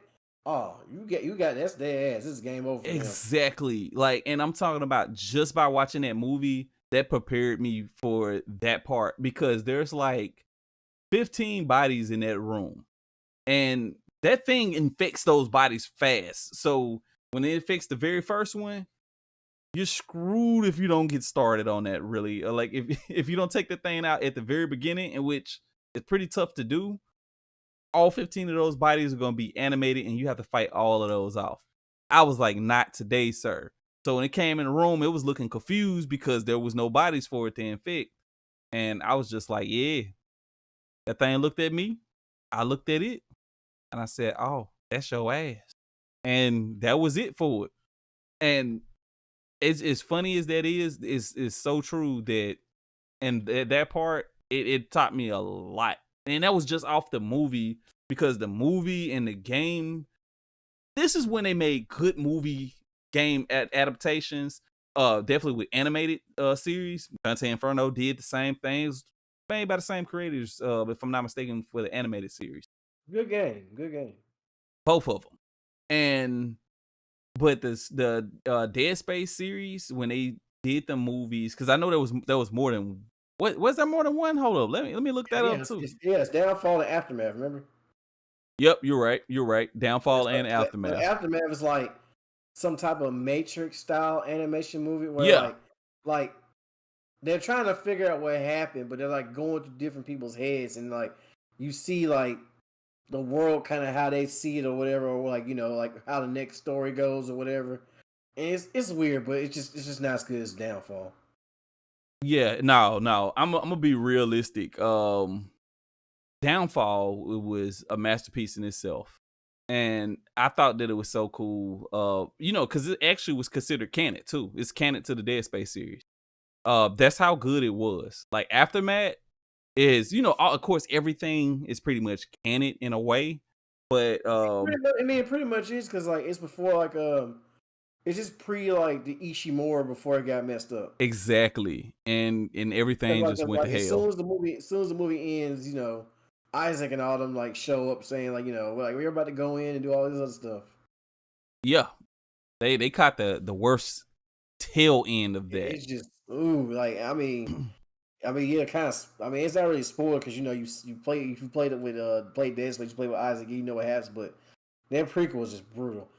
Like I ain't gonna lie, even the the Dead Space comic that you can unlock lock during the what's it called, Dead Space Extraction. Yeah, that prequel is messed up too. It's like both of that comic and that movie are just dark. Yeah, like, it is really dark. Because Extraction was just, bro. I remember sitting down and both of us playing that game. I like that game so much I had to buy it myself. That game was freaking like I ain't gonna lie. For the one thing I do like about the Wii, all those like was it Resident Evil, Umbrella Chronicles, and Dark Side Chronicles, and Dance Bro. Extraction. Man, some of the best gun con games I ever had. So true. And I think that that's another thing. I know because a lot of folks also shit on the Wii, saying, "Oh, there was too many, shelf table. Was it not tabletop, but Shovelware. Which no, let's be honest, it they were was. right. It was. I'm They talking had about they a were right. lot of shovelware. They were right on that, but they were wrong on that. There wasn't a lot of masterpieces that came out for You got the Wii. Mario Galaxy 1 and 2. You You got had Mad you had World. You Sin and Punishment. had Punishment 2. You had like I said, Dead Space Extraction. You had Mad World. You already said Mad World, didn't it? I said Mad World, yeah. You had No You had, More Heroes. No More Heroes 1 and 2. You Exactly. had Legend of Zelda Twilight Princess. Right. And Skyward Sword. Skyward Sword, yep. And I'm talking about there was just a shit ton.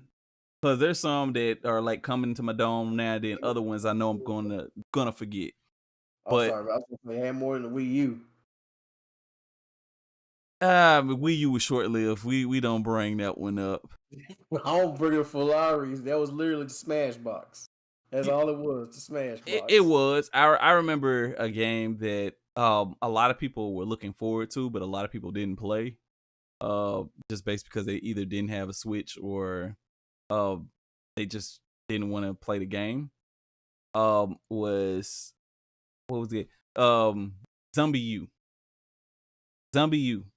Now you can get the game on Steam, but I tell people like this: Zombie U is an experience if you play it. I will say that they did that right when it comes to the Wii U. It was a experience because you were not just placed in those folks' shoes, but your Switch was your camera, it was your scanner, it was your map. That was another thing too. Like you like, damn, I'm lost. You had to look down at your controller. Matter of fact, let me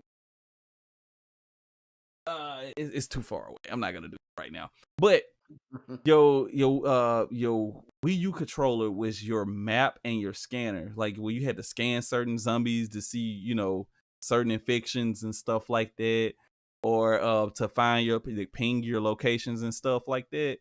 And it was your map. You had to look down at this thing, not just to change out your ammunition, or put how you was gonna put stuff in your backpack, what you had to sacrifice and leave behind. It was all of that, and that's an experience you can only get with the Wii U, because that's what Zombie U was made for. Now you could buy it on, like I said, you could buy it on Steam and play it, but you're not gonna get the exact same experience. Like, and that's just a crazy thing because there were third-party games that came out for the Wii U and were made for the Wii U and are out on, others, like they're out on other systems. But the thing was, they worked for the Wii U. Great example was well, shit, that really was the great example. But another great example was what do you call it? Shit, I'm trying to think. Resident Evil Revelations, the first one. Oh, I love Revelations 1. I'm not gonna lie to you. I understand that was a 3DS game. I understand it. But you don't understand when you got that map in your hand and when you get fucking lost. Man, so I ain't gotta pause. I can just look down. Bro, all I gotta do is look down. After I like wipe the enemies out in that area, I can look down real fast and be like, okay, I know where I need to go. Like, that was before its time.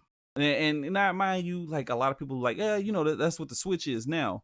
It is and it isn't. Like in so many ways it isn't. Because, with the Switch, you gotta put it on a dock, or you gotta hold it in your hand, but you can't do both. Like with the Switch, you can have the game in the system and be playing on the controller. You can have the decision to play it on with the controller, or just play the game on the controller. Like I played, Resident Evil Revelations on both. Like I did it both ways. So it was one of those things that I would truly say it was a experience on its own. That you can't get that if you never had like a Wii U or you never tried to experience that. A lot of people say, yeah, that's a gimmick, and I'm talking about to a certain extent. I have to say that they're right, but that's an experience that you could only get with the Wii U. You can't get that experience. There's no other game system that you've had that experience on besides the 3DS. I would give the 3DS that. Yeah, you got the map, but this shit's small though. I'm just gonna say the shit's small, bro. It was like, I mean, I love the DS and 3DS, and y'all know me. I love Oh, handheld gaming because it's like some of the best games in the world bro. came from like the Game Boy Advance, the Game Boy Advance. I forgot what generation that was, but Game Boy Advance, the DS, and the 3DS. You Some know, of the best games you could ever play on there. I'm a nerd, man. I got PSP, DSi. Okay, look, like I said before, the first PSP, the first Oh, PSP, it was a shit. great, one of the greatest handheld consoles of all time. You know, Had crap to the games, did everything, but that Vita can go on, walk off the plank because it's over for him. It's over that Vita, man. I think the Vita was only good for really.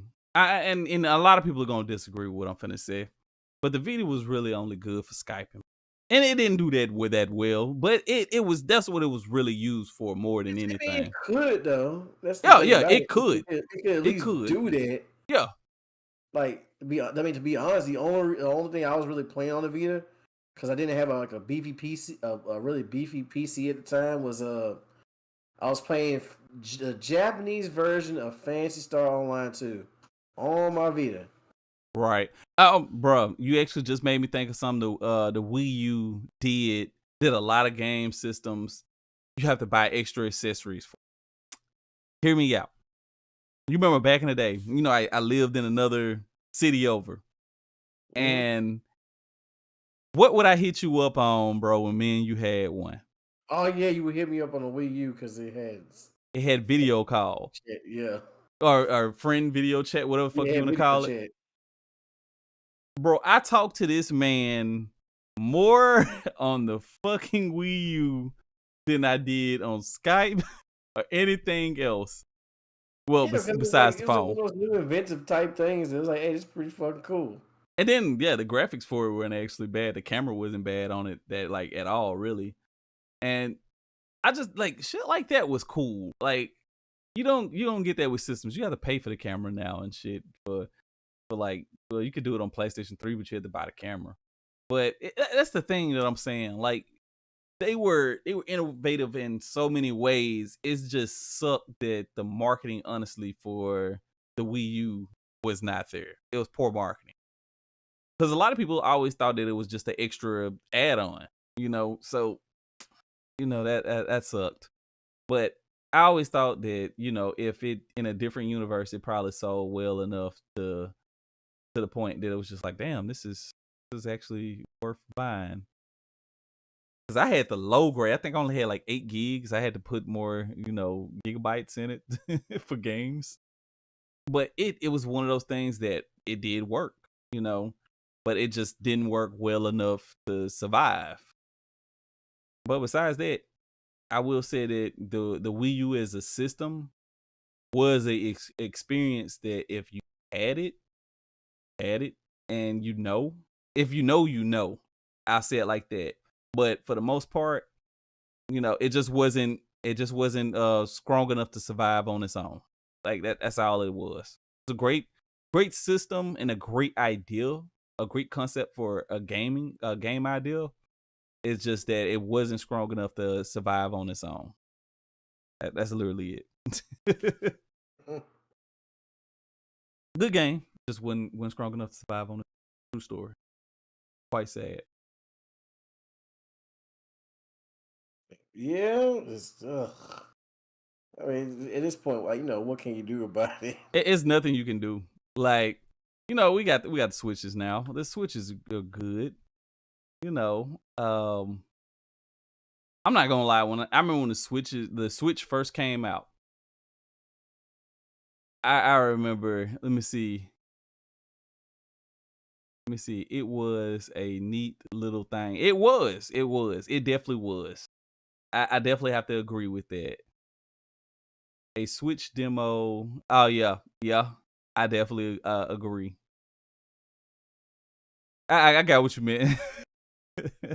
But I will say this: like the Switch is cool. It doesn't do a lot of things. Like if I wanted to like chat with a friend after we got done with a game and FaceTime or something like that, it doesn't do that. But it has its things, and yeah, I gotta buy another controller if I want to plug it up to the TV, and if I don't want to use the Joy Cons that are on it because the battery's low. It's a lot of things, but I remember I did shit on that system when it first came out because I wanted the Wii U to do good, and I remember I talked to Immoral about this, and I was just like, man, the fucking system's already fucking up on day one release and stuff like that. Like I talked bad about it, and then I got one, and I was like, huh. I ate my words. I gotta tell people that like it took some growing up, okay?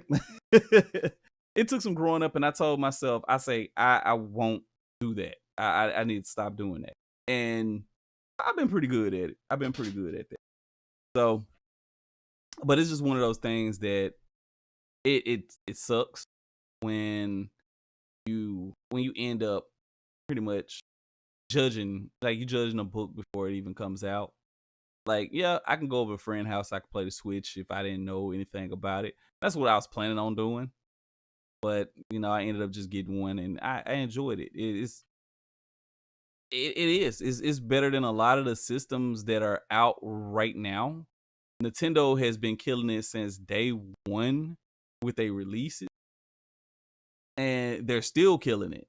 Like, Yes, they have. They have been doing freaking the like ever line, since they released the Switch. It's been phenomenal. exactly, the lineup has been ridiculous. Our like Bayonetta finally dropping after fucking forever. I thought it was gonna end up like Duke Nukem Forever. Hey, I still Don't kind you of have to say that? hold. I Don't you say that? I still gotta hold my breath on that shit though, cause I'm scared, bro. I'm scared.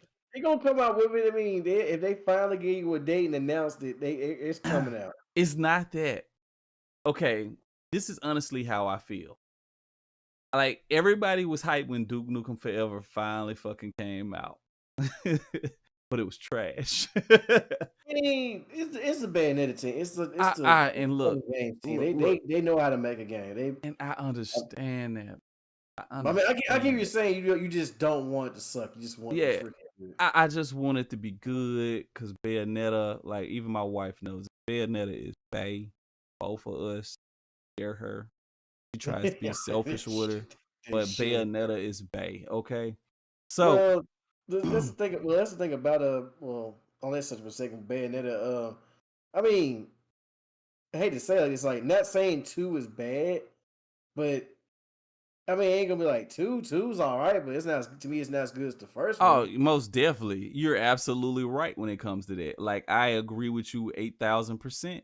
One was It's definitely because most of like man, like some of those bosses, like the bosses in the first one, was just freaking ridiculous. Especially that last boss fight. That yes. didn't make no damn sense, but that shit was amazing. The last boss fight pissed me off, and Yeah, all you do with two is like you just you beat the person's ass, and you kick the soul out of their ass. That's it. it It wasn't like this grandiose thing, like kicking somebody's ass all the way from fucking space. you know what? We're gonna have another podcast about that. That's what we're gonna do when Bayonetta 3 comes out. So I have to wait a whole fucking year for us to do a podcast on Bayonetta. And the reason why is I don't want to spoil it because I know some people particularly who have not played Bayonetta and they're waiting for Bayonetta 3 to come out so they can go ahead and play all of them. It's just like how me and my homeboy, aka Afro, uh back in the day, when Shenmue was our shit. Ooh, we don't talk about the other part of this. Oof. But I remember, man, my homeboy was hype. I'm like, bro, you need to play 2. You need to go and play 2. This dude had the game. All right, hopefully he still has it. I'm not sure, but he had 2. It was on Xbox, and I told him. I remember he let me borrow it. I'm like a kid in the motherfucking candy store because at this point, I tried to play the Dreamcast version, but it was I think another language. It wasn't US, and it didn't transfer any of the stuff. He said, "LOL, yeah." He said, "I still got it, bro." I remember he let me borrow it, and I'm thinking that he played it. He was like, "Nah, bro, I'm waiting for 3." And I'm just like, "Okay, cool. When you play it, bro, it's gonna be on." I played it in 2. Like that was one of the only games, and that I'm just not even gonna cap. It was one of the only games that I can truly say that when the first one came out, it was just as good as the first. A lot of games do not get that right. It's like the first one is the best one, and that's it. But Shenmue, they did it right. So when Shenmue 3 was supposed to come out, and which is DLC, I don't count it as Shenmue. It's DLC, and it's so many reasons why Shenmue quote unquote 3 is DLC. Because what I paid for was just almost what $60 or $30, $40, whatever the fuck it was. I paid a hefty high price for DLC is what I did. I enjoyed the game until I started seeing a pattern, and then it wasn't fun anymore. Then I got the Lundy and I started flipping the fuck out. I'm like, oh my god, I get to fight Lundy. That was the most disappointing fucking fight of all time. And then the story is a repeat of, like, as soon as you fight the first boss, it's literally a repeat over and over and over again. The only part that's different, and I thought that was actually pretty cool, was when I was working. That always is like the funnest part of the game, is when you're working. That's sad. After 20 long hard years, the funnest part of that game was what I liked about that game originally. Not the newest shit, but the funnest part of that game was working. Like, I could have played that game working, believing that I could have played working that game forever, believing that was like just as good as 1 and 2. To this day, that hurts my soul to actually like sit, like y'all if y'all see my face, this still hurts me. Like how bad 3 was. When I started like picking up on it, I'm like, a pattern. I'm fighting the same villain not once, twice, but 3 times. And in different areas. Not the same area. I learned this little bullshit skill, and I beat him. But I have to do all of this shit to do a move that I already have.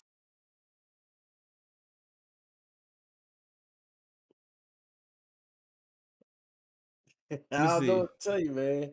It's just Bro, it's a fact that everybody, like, was a crowd funded this game.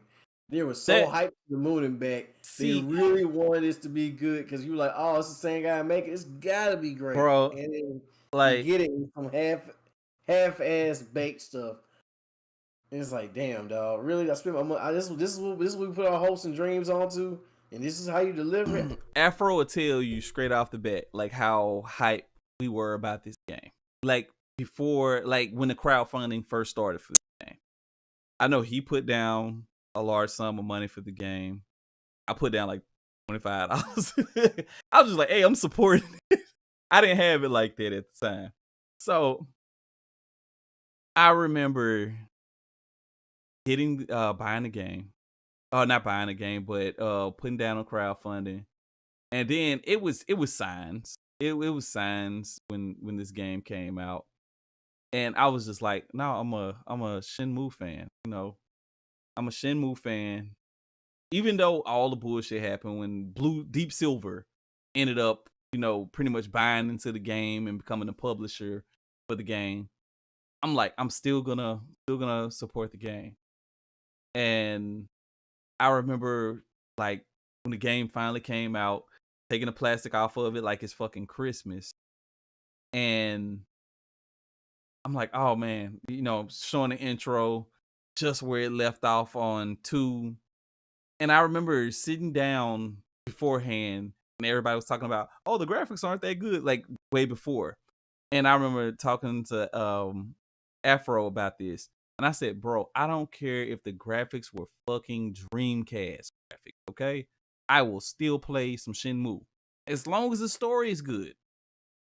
But I don't care, like, if the mechanics can still be the same, all of that. As long as the story's good, I'm fine with that. Bro, I sat down, I played the game, I was hype. And then something in the universe told me to stop playing that game. So I I didn't play the game for about a month. Stuff had happened. So I stopped playing the game for about a month. And then one random day, I put the game back into the PlayStation. And this is, you know, mind you, was already like an Epic exclusive and but I put the game in and I started playing it.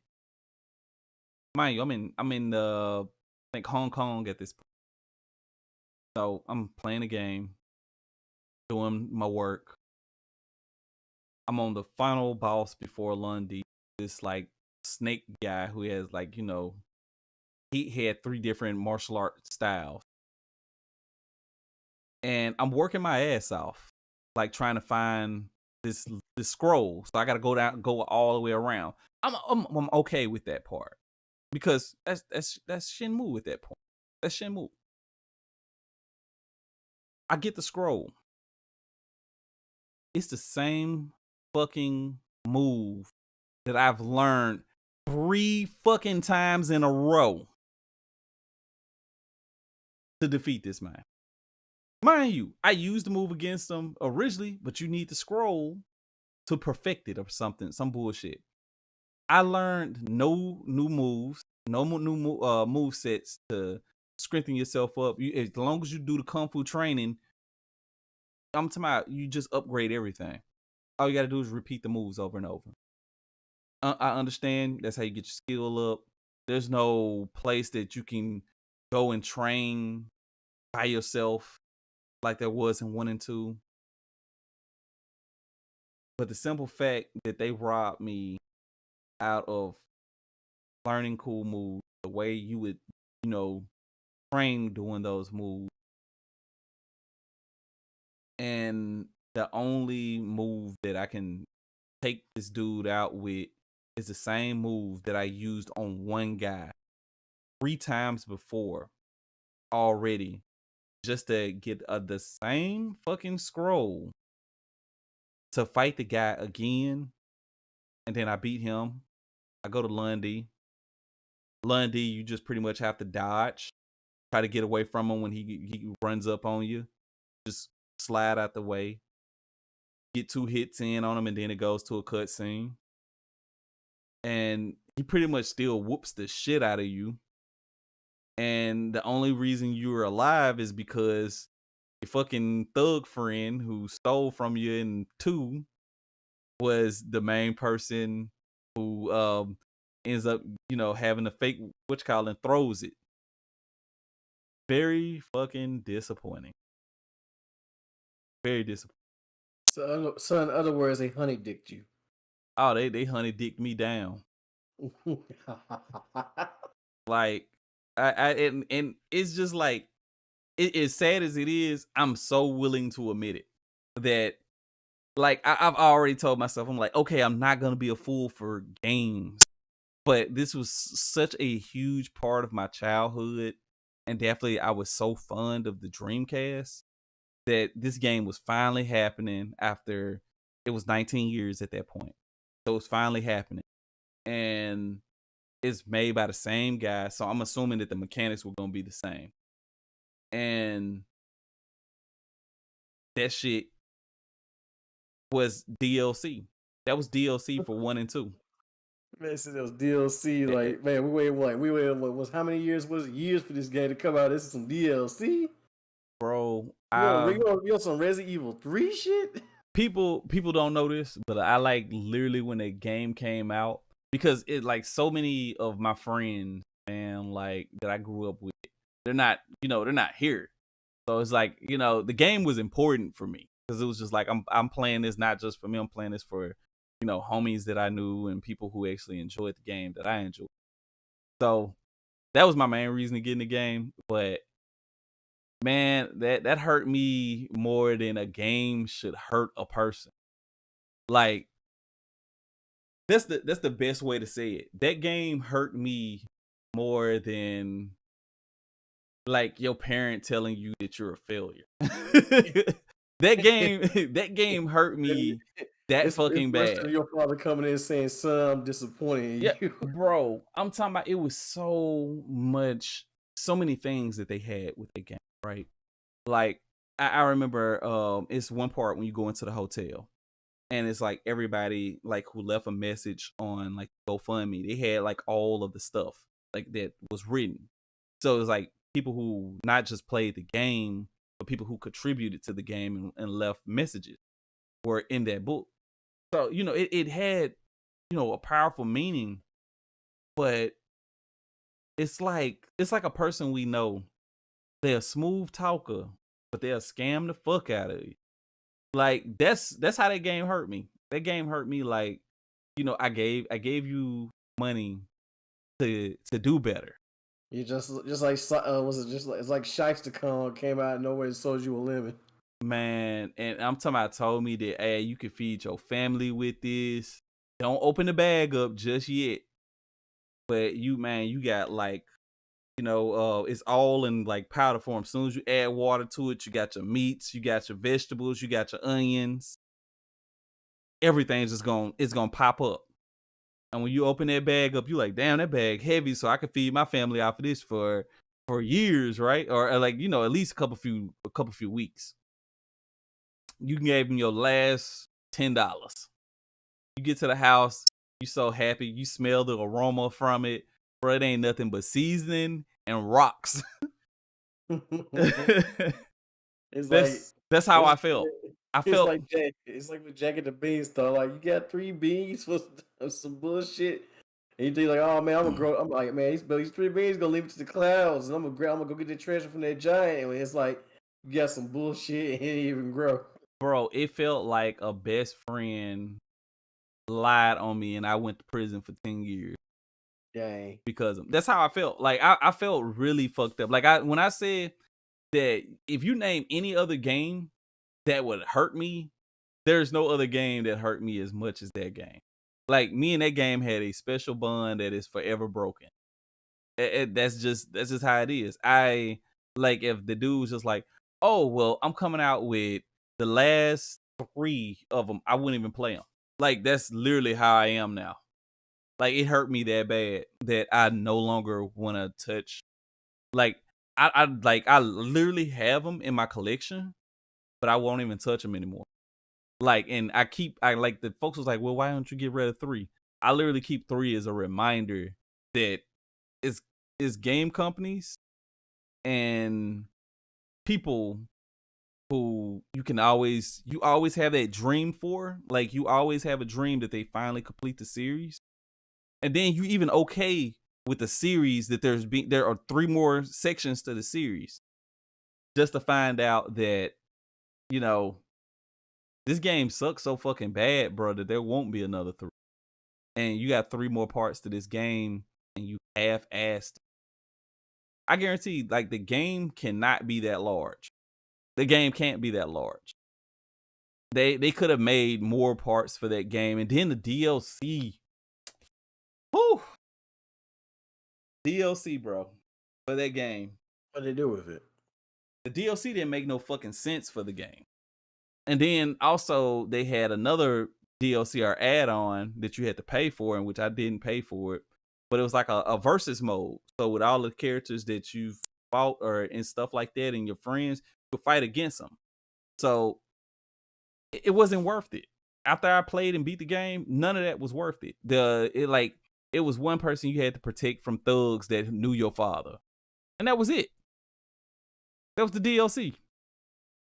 Not explaining more, not going into more depth, not doing anything. You just No more stories, just some bullshit, huh? Yeah, and it was just like, it was at that point I knew that they were a cash cow, and I was drinking them fucking milk up. That's literally what it was. Like I said, they honey dicked you guys hard as a motherfucker. Boy. Oh, they got me. Like, I'm not even gonna lie. Immortal was like, and I hate to use the word, but Immortal was fucking woke. Okay, he really was, because he was already like, bro, I'm done with this shit. Like, beforehand, and I'm just telling him, oh, bro, I'm enjoying the game. You know, I'm having fun. And when I got through those parts of the game, my whole opinion of that game started to change. Like, I went from being happy about the game to, like, and I'm talking about, I got proof that I went from happy to just straight like, fuck this game. I got played. And because I have the videos up. And you can tell, bro, that I was hurt. Like, it destroyed me in a way. Because and it's just like, I don't trust a lot of games. So if I buy games, I go in with the knowing. Like, I like, no lie, I actually hold a lot of games to a very low standard when they come out. So if they're bad, I'm not disappointed. Resident Evil, for instance, Resident Evil 3, it was bad, but I wasn't disappointed. Yeah, I mean, that's the thing about the Resident Evil 3 remake. It's like I mean, you talked about before. It wasn't like just flat out awful, but this could, like we said before, it just could have been DLC. Exactly. It could have been DLC for 2, and they could have left it alone. Like, because they took so much of they took everything out of Resident Evil 3 that made Resident Evil 3. And I, like, to this day, I'll just, like, I tell folks, I'm like, oh man, will you play Resident Evil 3? I'm like, yeah, but I would prefer to play the one I have on PlayStation 1 more. And it's not me like cracking jokes or, being funny about it. It's literally because, 3 that came out for the, the PC and the newer gens were whack. This is what it is. At the end of the day, that's what it is. And I know this. So it's just like, I was just like, I didn't hold it, stupid high. I was just hyped because I was just like, oh shit, Resident Evil 3. But when I found out that there's no mercenaries for a game, for where mercenaries started from, that also didn't make sense. And I'm just like, damn, I'm like, okay, y'all show love for 2. And I understand a lot of people love 2. But for those Resident Evil 3 fans out there who knew that Nemesis was about that life, I ain't never ever seen Nemesis wait outside a store until I got done shopping. Right, I swear, boy. I've never seen that. When I did that, boy, that was hilarious. I was just like, I ran to a grocery store, like, okay, I'm gonna wait for him to come in here, and I'm gonna shoot him, and I'm gonna run out. And I was like, okay, is he coming? Then I go slowly walk to the door, like, oh, I'm just gonna wait outside, huh? That was so disappointing. Like, yeah, it was because they turned Mr. X into what Nemesis was. And they turned Nemesis into what Mr. X was on 64. I'm not even that's literally what they did. Yeah, you're right. I remember them days. And it was just like, I'm like, damn. Because I remember I was like, oh shit, they upgraded Mr. X, like, compared to what he was, back in the day. And I see Nemesis and I'm like, Oh, that's what a coding for Mr. X went for 64. Like it's just it is what it is. But we're gonna go ahead and we're gonna get ready to wrap this up. But do you have any funny stories or anything you want to tell like that? Have you ever had a game hurt you that bad? I got games that hurt bad, but I'll save those stories for another time. Okay, cool. All right. So, do you have anything that you want to sum up for like Dread, and the haters out there for that game as well? Say like the people that don't like Metroid Dread, I understand. If you don't like it, the game ain't for you. You think it's too hard, the game ain't for you. Like I said before, there are other games that are specifically catered to a worldwide audience, as some people might say, Right. for your taste. Right. There are those games out there, go play them. But for the rest of us who actually been with this series for the longest and actually care about where it goes and we understand how to play it, don't worry about it, fam. Go play something else. We got it. Absolutely. Oh yeah, and also appreciate that, Immortal. He said LOL. He's like, great podcast. Appreciate that. I'm planning on I want to do more live shit, man. Like, like have some chill days instead of me just gaming and talking and shit. Like, I wanted to do some stuff like this, and like I knew my boy was very knowledgeable of Metroid, and if anything, I was like, I want to get folks who are really knowledgeable on certain games and stuff like that. So yeah, that's pretty much how that went. But I appreciate that. Thank you so much. What I pretty much have to say about Metroid Dread and then the folks who hate, it's just like, bro, get over the nitpicking. Like it's at the end of the day, the game is a great game. The storyline is there. The lore is there. Another thing that a lot of people were saying that, well, Samus should have a voice again. I'm gonna say this: Samus talks in this. She talks in this, but she's a person that she's a person of very little word. She shows it in her action, and I enjoy characters like that. That's one reason I can go and sit down and play Zelda. Any of the Zelda series, because guess what Link isn't doing? He isn't talking. He's using his action. That's why he's a great character. Yep. Hot. Yeah, that's all I want to hear. The action. And if Link fucking started talking, bro, I probably would be done with the series, man. Like, for real, if it's a movie, it's different. Cause you expect that shit to talk. You expect them to talk. Like, I always just assumed he was deaf. I'm just gonna be realistic. I thought it. He's probably autistic. We don't know. Either or, like I never knew. So like in my mind, I'm like, oh, he's mute. He can't speak, but he can, because mute people can still make noises. Like, so that's what I just assumed. I was wrong. This is how he talks as Link. Yeah. So I was just like, oh, okay, but. Damn, bro. I was going somewhere with this. But at the end of the day, Samus has always been a strong character. She talks. It's just very, very little words that she. If you actually played the game, she talks. Hell, she talked more at the beginning of the fucking game than I was comfortable with.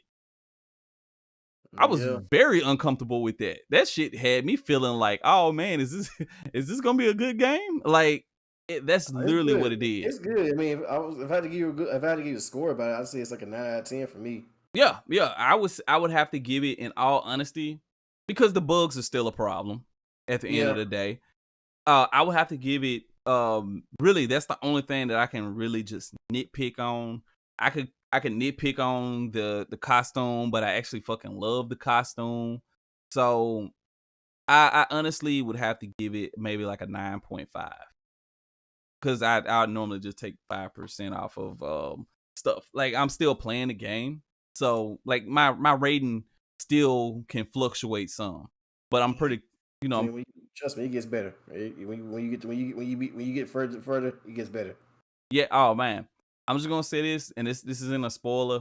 But when Homeboy died, bruh, he got assassinated. Oh boy, damn it! I was like, damn, dog, we just met. What the fuck? Yeah, and Samus had said what she said to him, bro. I'm like, oh, my heart warm. And then he just pow. I'm like, oh shit, Like, no, damn, bruh. bro. I was not ready for that. I was just I like, mean, it's Metroid, man. I mean, Samus always gonna have to be alone. man, Can't nobody be around but Samus and the enemies. I'm like, and this is probably gonna give a couple folks some a good laugh.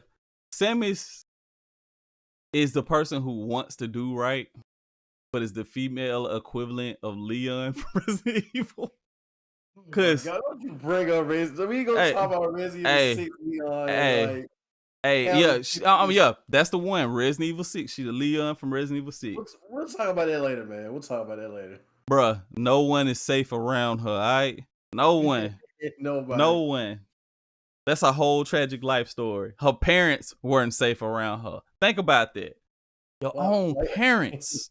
Nah, I'm bullshitting. I'm bullshitting. I know. I was about to say, why you But think Anime around? Ooh. damn, hey. Yo, okay. All right, we're gonna leave it alone. But All right. at the end of the day, I tell people, you can't nag on something that you have not played or experienced. Like, don't be one of those people. Don't be one of those people. Don't be a following nanny. Don't be a coattail rider. Like, play the Don't speak game. from ignorance because like, oh, I just want to be smart and part of the club. If you Exactly. ignorant, Exactly. just ask somebody that knows what they're talking about and talk to them about it. They'll gladly share their knowledge with you And if you're and willing to listen. and that's one of the things though. Is as long as you're willing to like learn, at least just learn or ask questions. Somebody is it's that one person out there, guaranteed that one person out there who doesn't mind talking about something that they enjoy, that they love, that they're passionate about. And that's all it is at the end of the day. The game in itself is is great. It's like, I'm not gonna say it's a full on masterpiece. It's near damn close, So with that being said and stuff like that, I'm gonna go ahead and wrap this up. I want to thank my homeboy Young Sights for taking the time out your day. I know your day been hella busy to stop It's cool, by. man. It's You know, cool.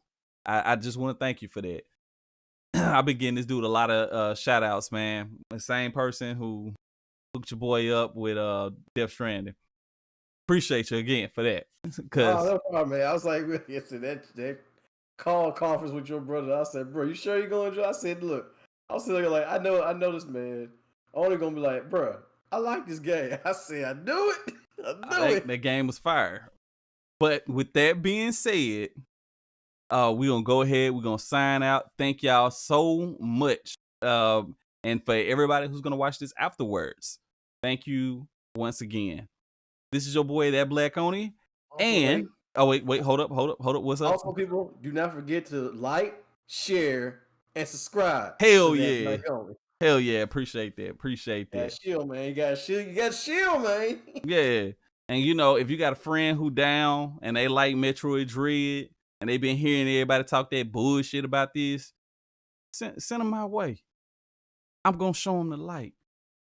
I should call myself Preacher Oni, but that's a contradiction to what I am. Hypothetically, I should set on fire walking into a church, I think. I'm not sure yet. But with that being said, what my boy Young Sights just said, if you liked what you see, if you like what you hear, if you want to see more of this content, also, yeah, like, share, comment. Definitely comment, because I do a lot of shit. I talk about video games on consoles. I talk about PC video games. A majority of them just cross, between each other. And I talk about mobile games. I do podcasts. I do other shit. Right now, I think my highest viewed thing on my channel is a tech review I did. If you want me to do tech reviews, just sit down and just ask me. I might take the time out the day to do it. So what if on that one? I'm not rich. Shit. So with that being said, this is your boy, the Immortal Afro. Said, see what I did there? See what I did there? I should have had a fucking fro, bro. I'm over here thinking about this dude, and he just popped in my head. Well, that's how you know I love you, Afro. You know I love you, bro. Afro now it's gonna be the immortal only. Yeah. They become one. Now, see, I have to defeat him first in Tekken, and which is kind of hard to do. So I have to defeat him. Then it's got to be like Capcom versus SNK, where you know how like the final boss ends up killing Akuma, then it ends up absorbing. Now, Yeah. If you fuse, you had to come. Was it something Regal? What's his name? Something Regal. was it Regal Akuma? No. Because that's Shin Akuma. But I Oh forget what yeah, Regal is called. I think it's like Omega Regal or something. Whatever. But it was. we at the end. We at the Yeah, end. yeah. So yeah, I plan on taking you out and then absorbing you and then coming this Ultra Beam. But anyway, this is your boy, that Black Oni, and Young Sykes. Young Sights, exactly. Signing out in 3, a 2, a 1. Thank you guys and have a lovely day. Peace.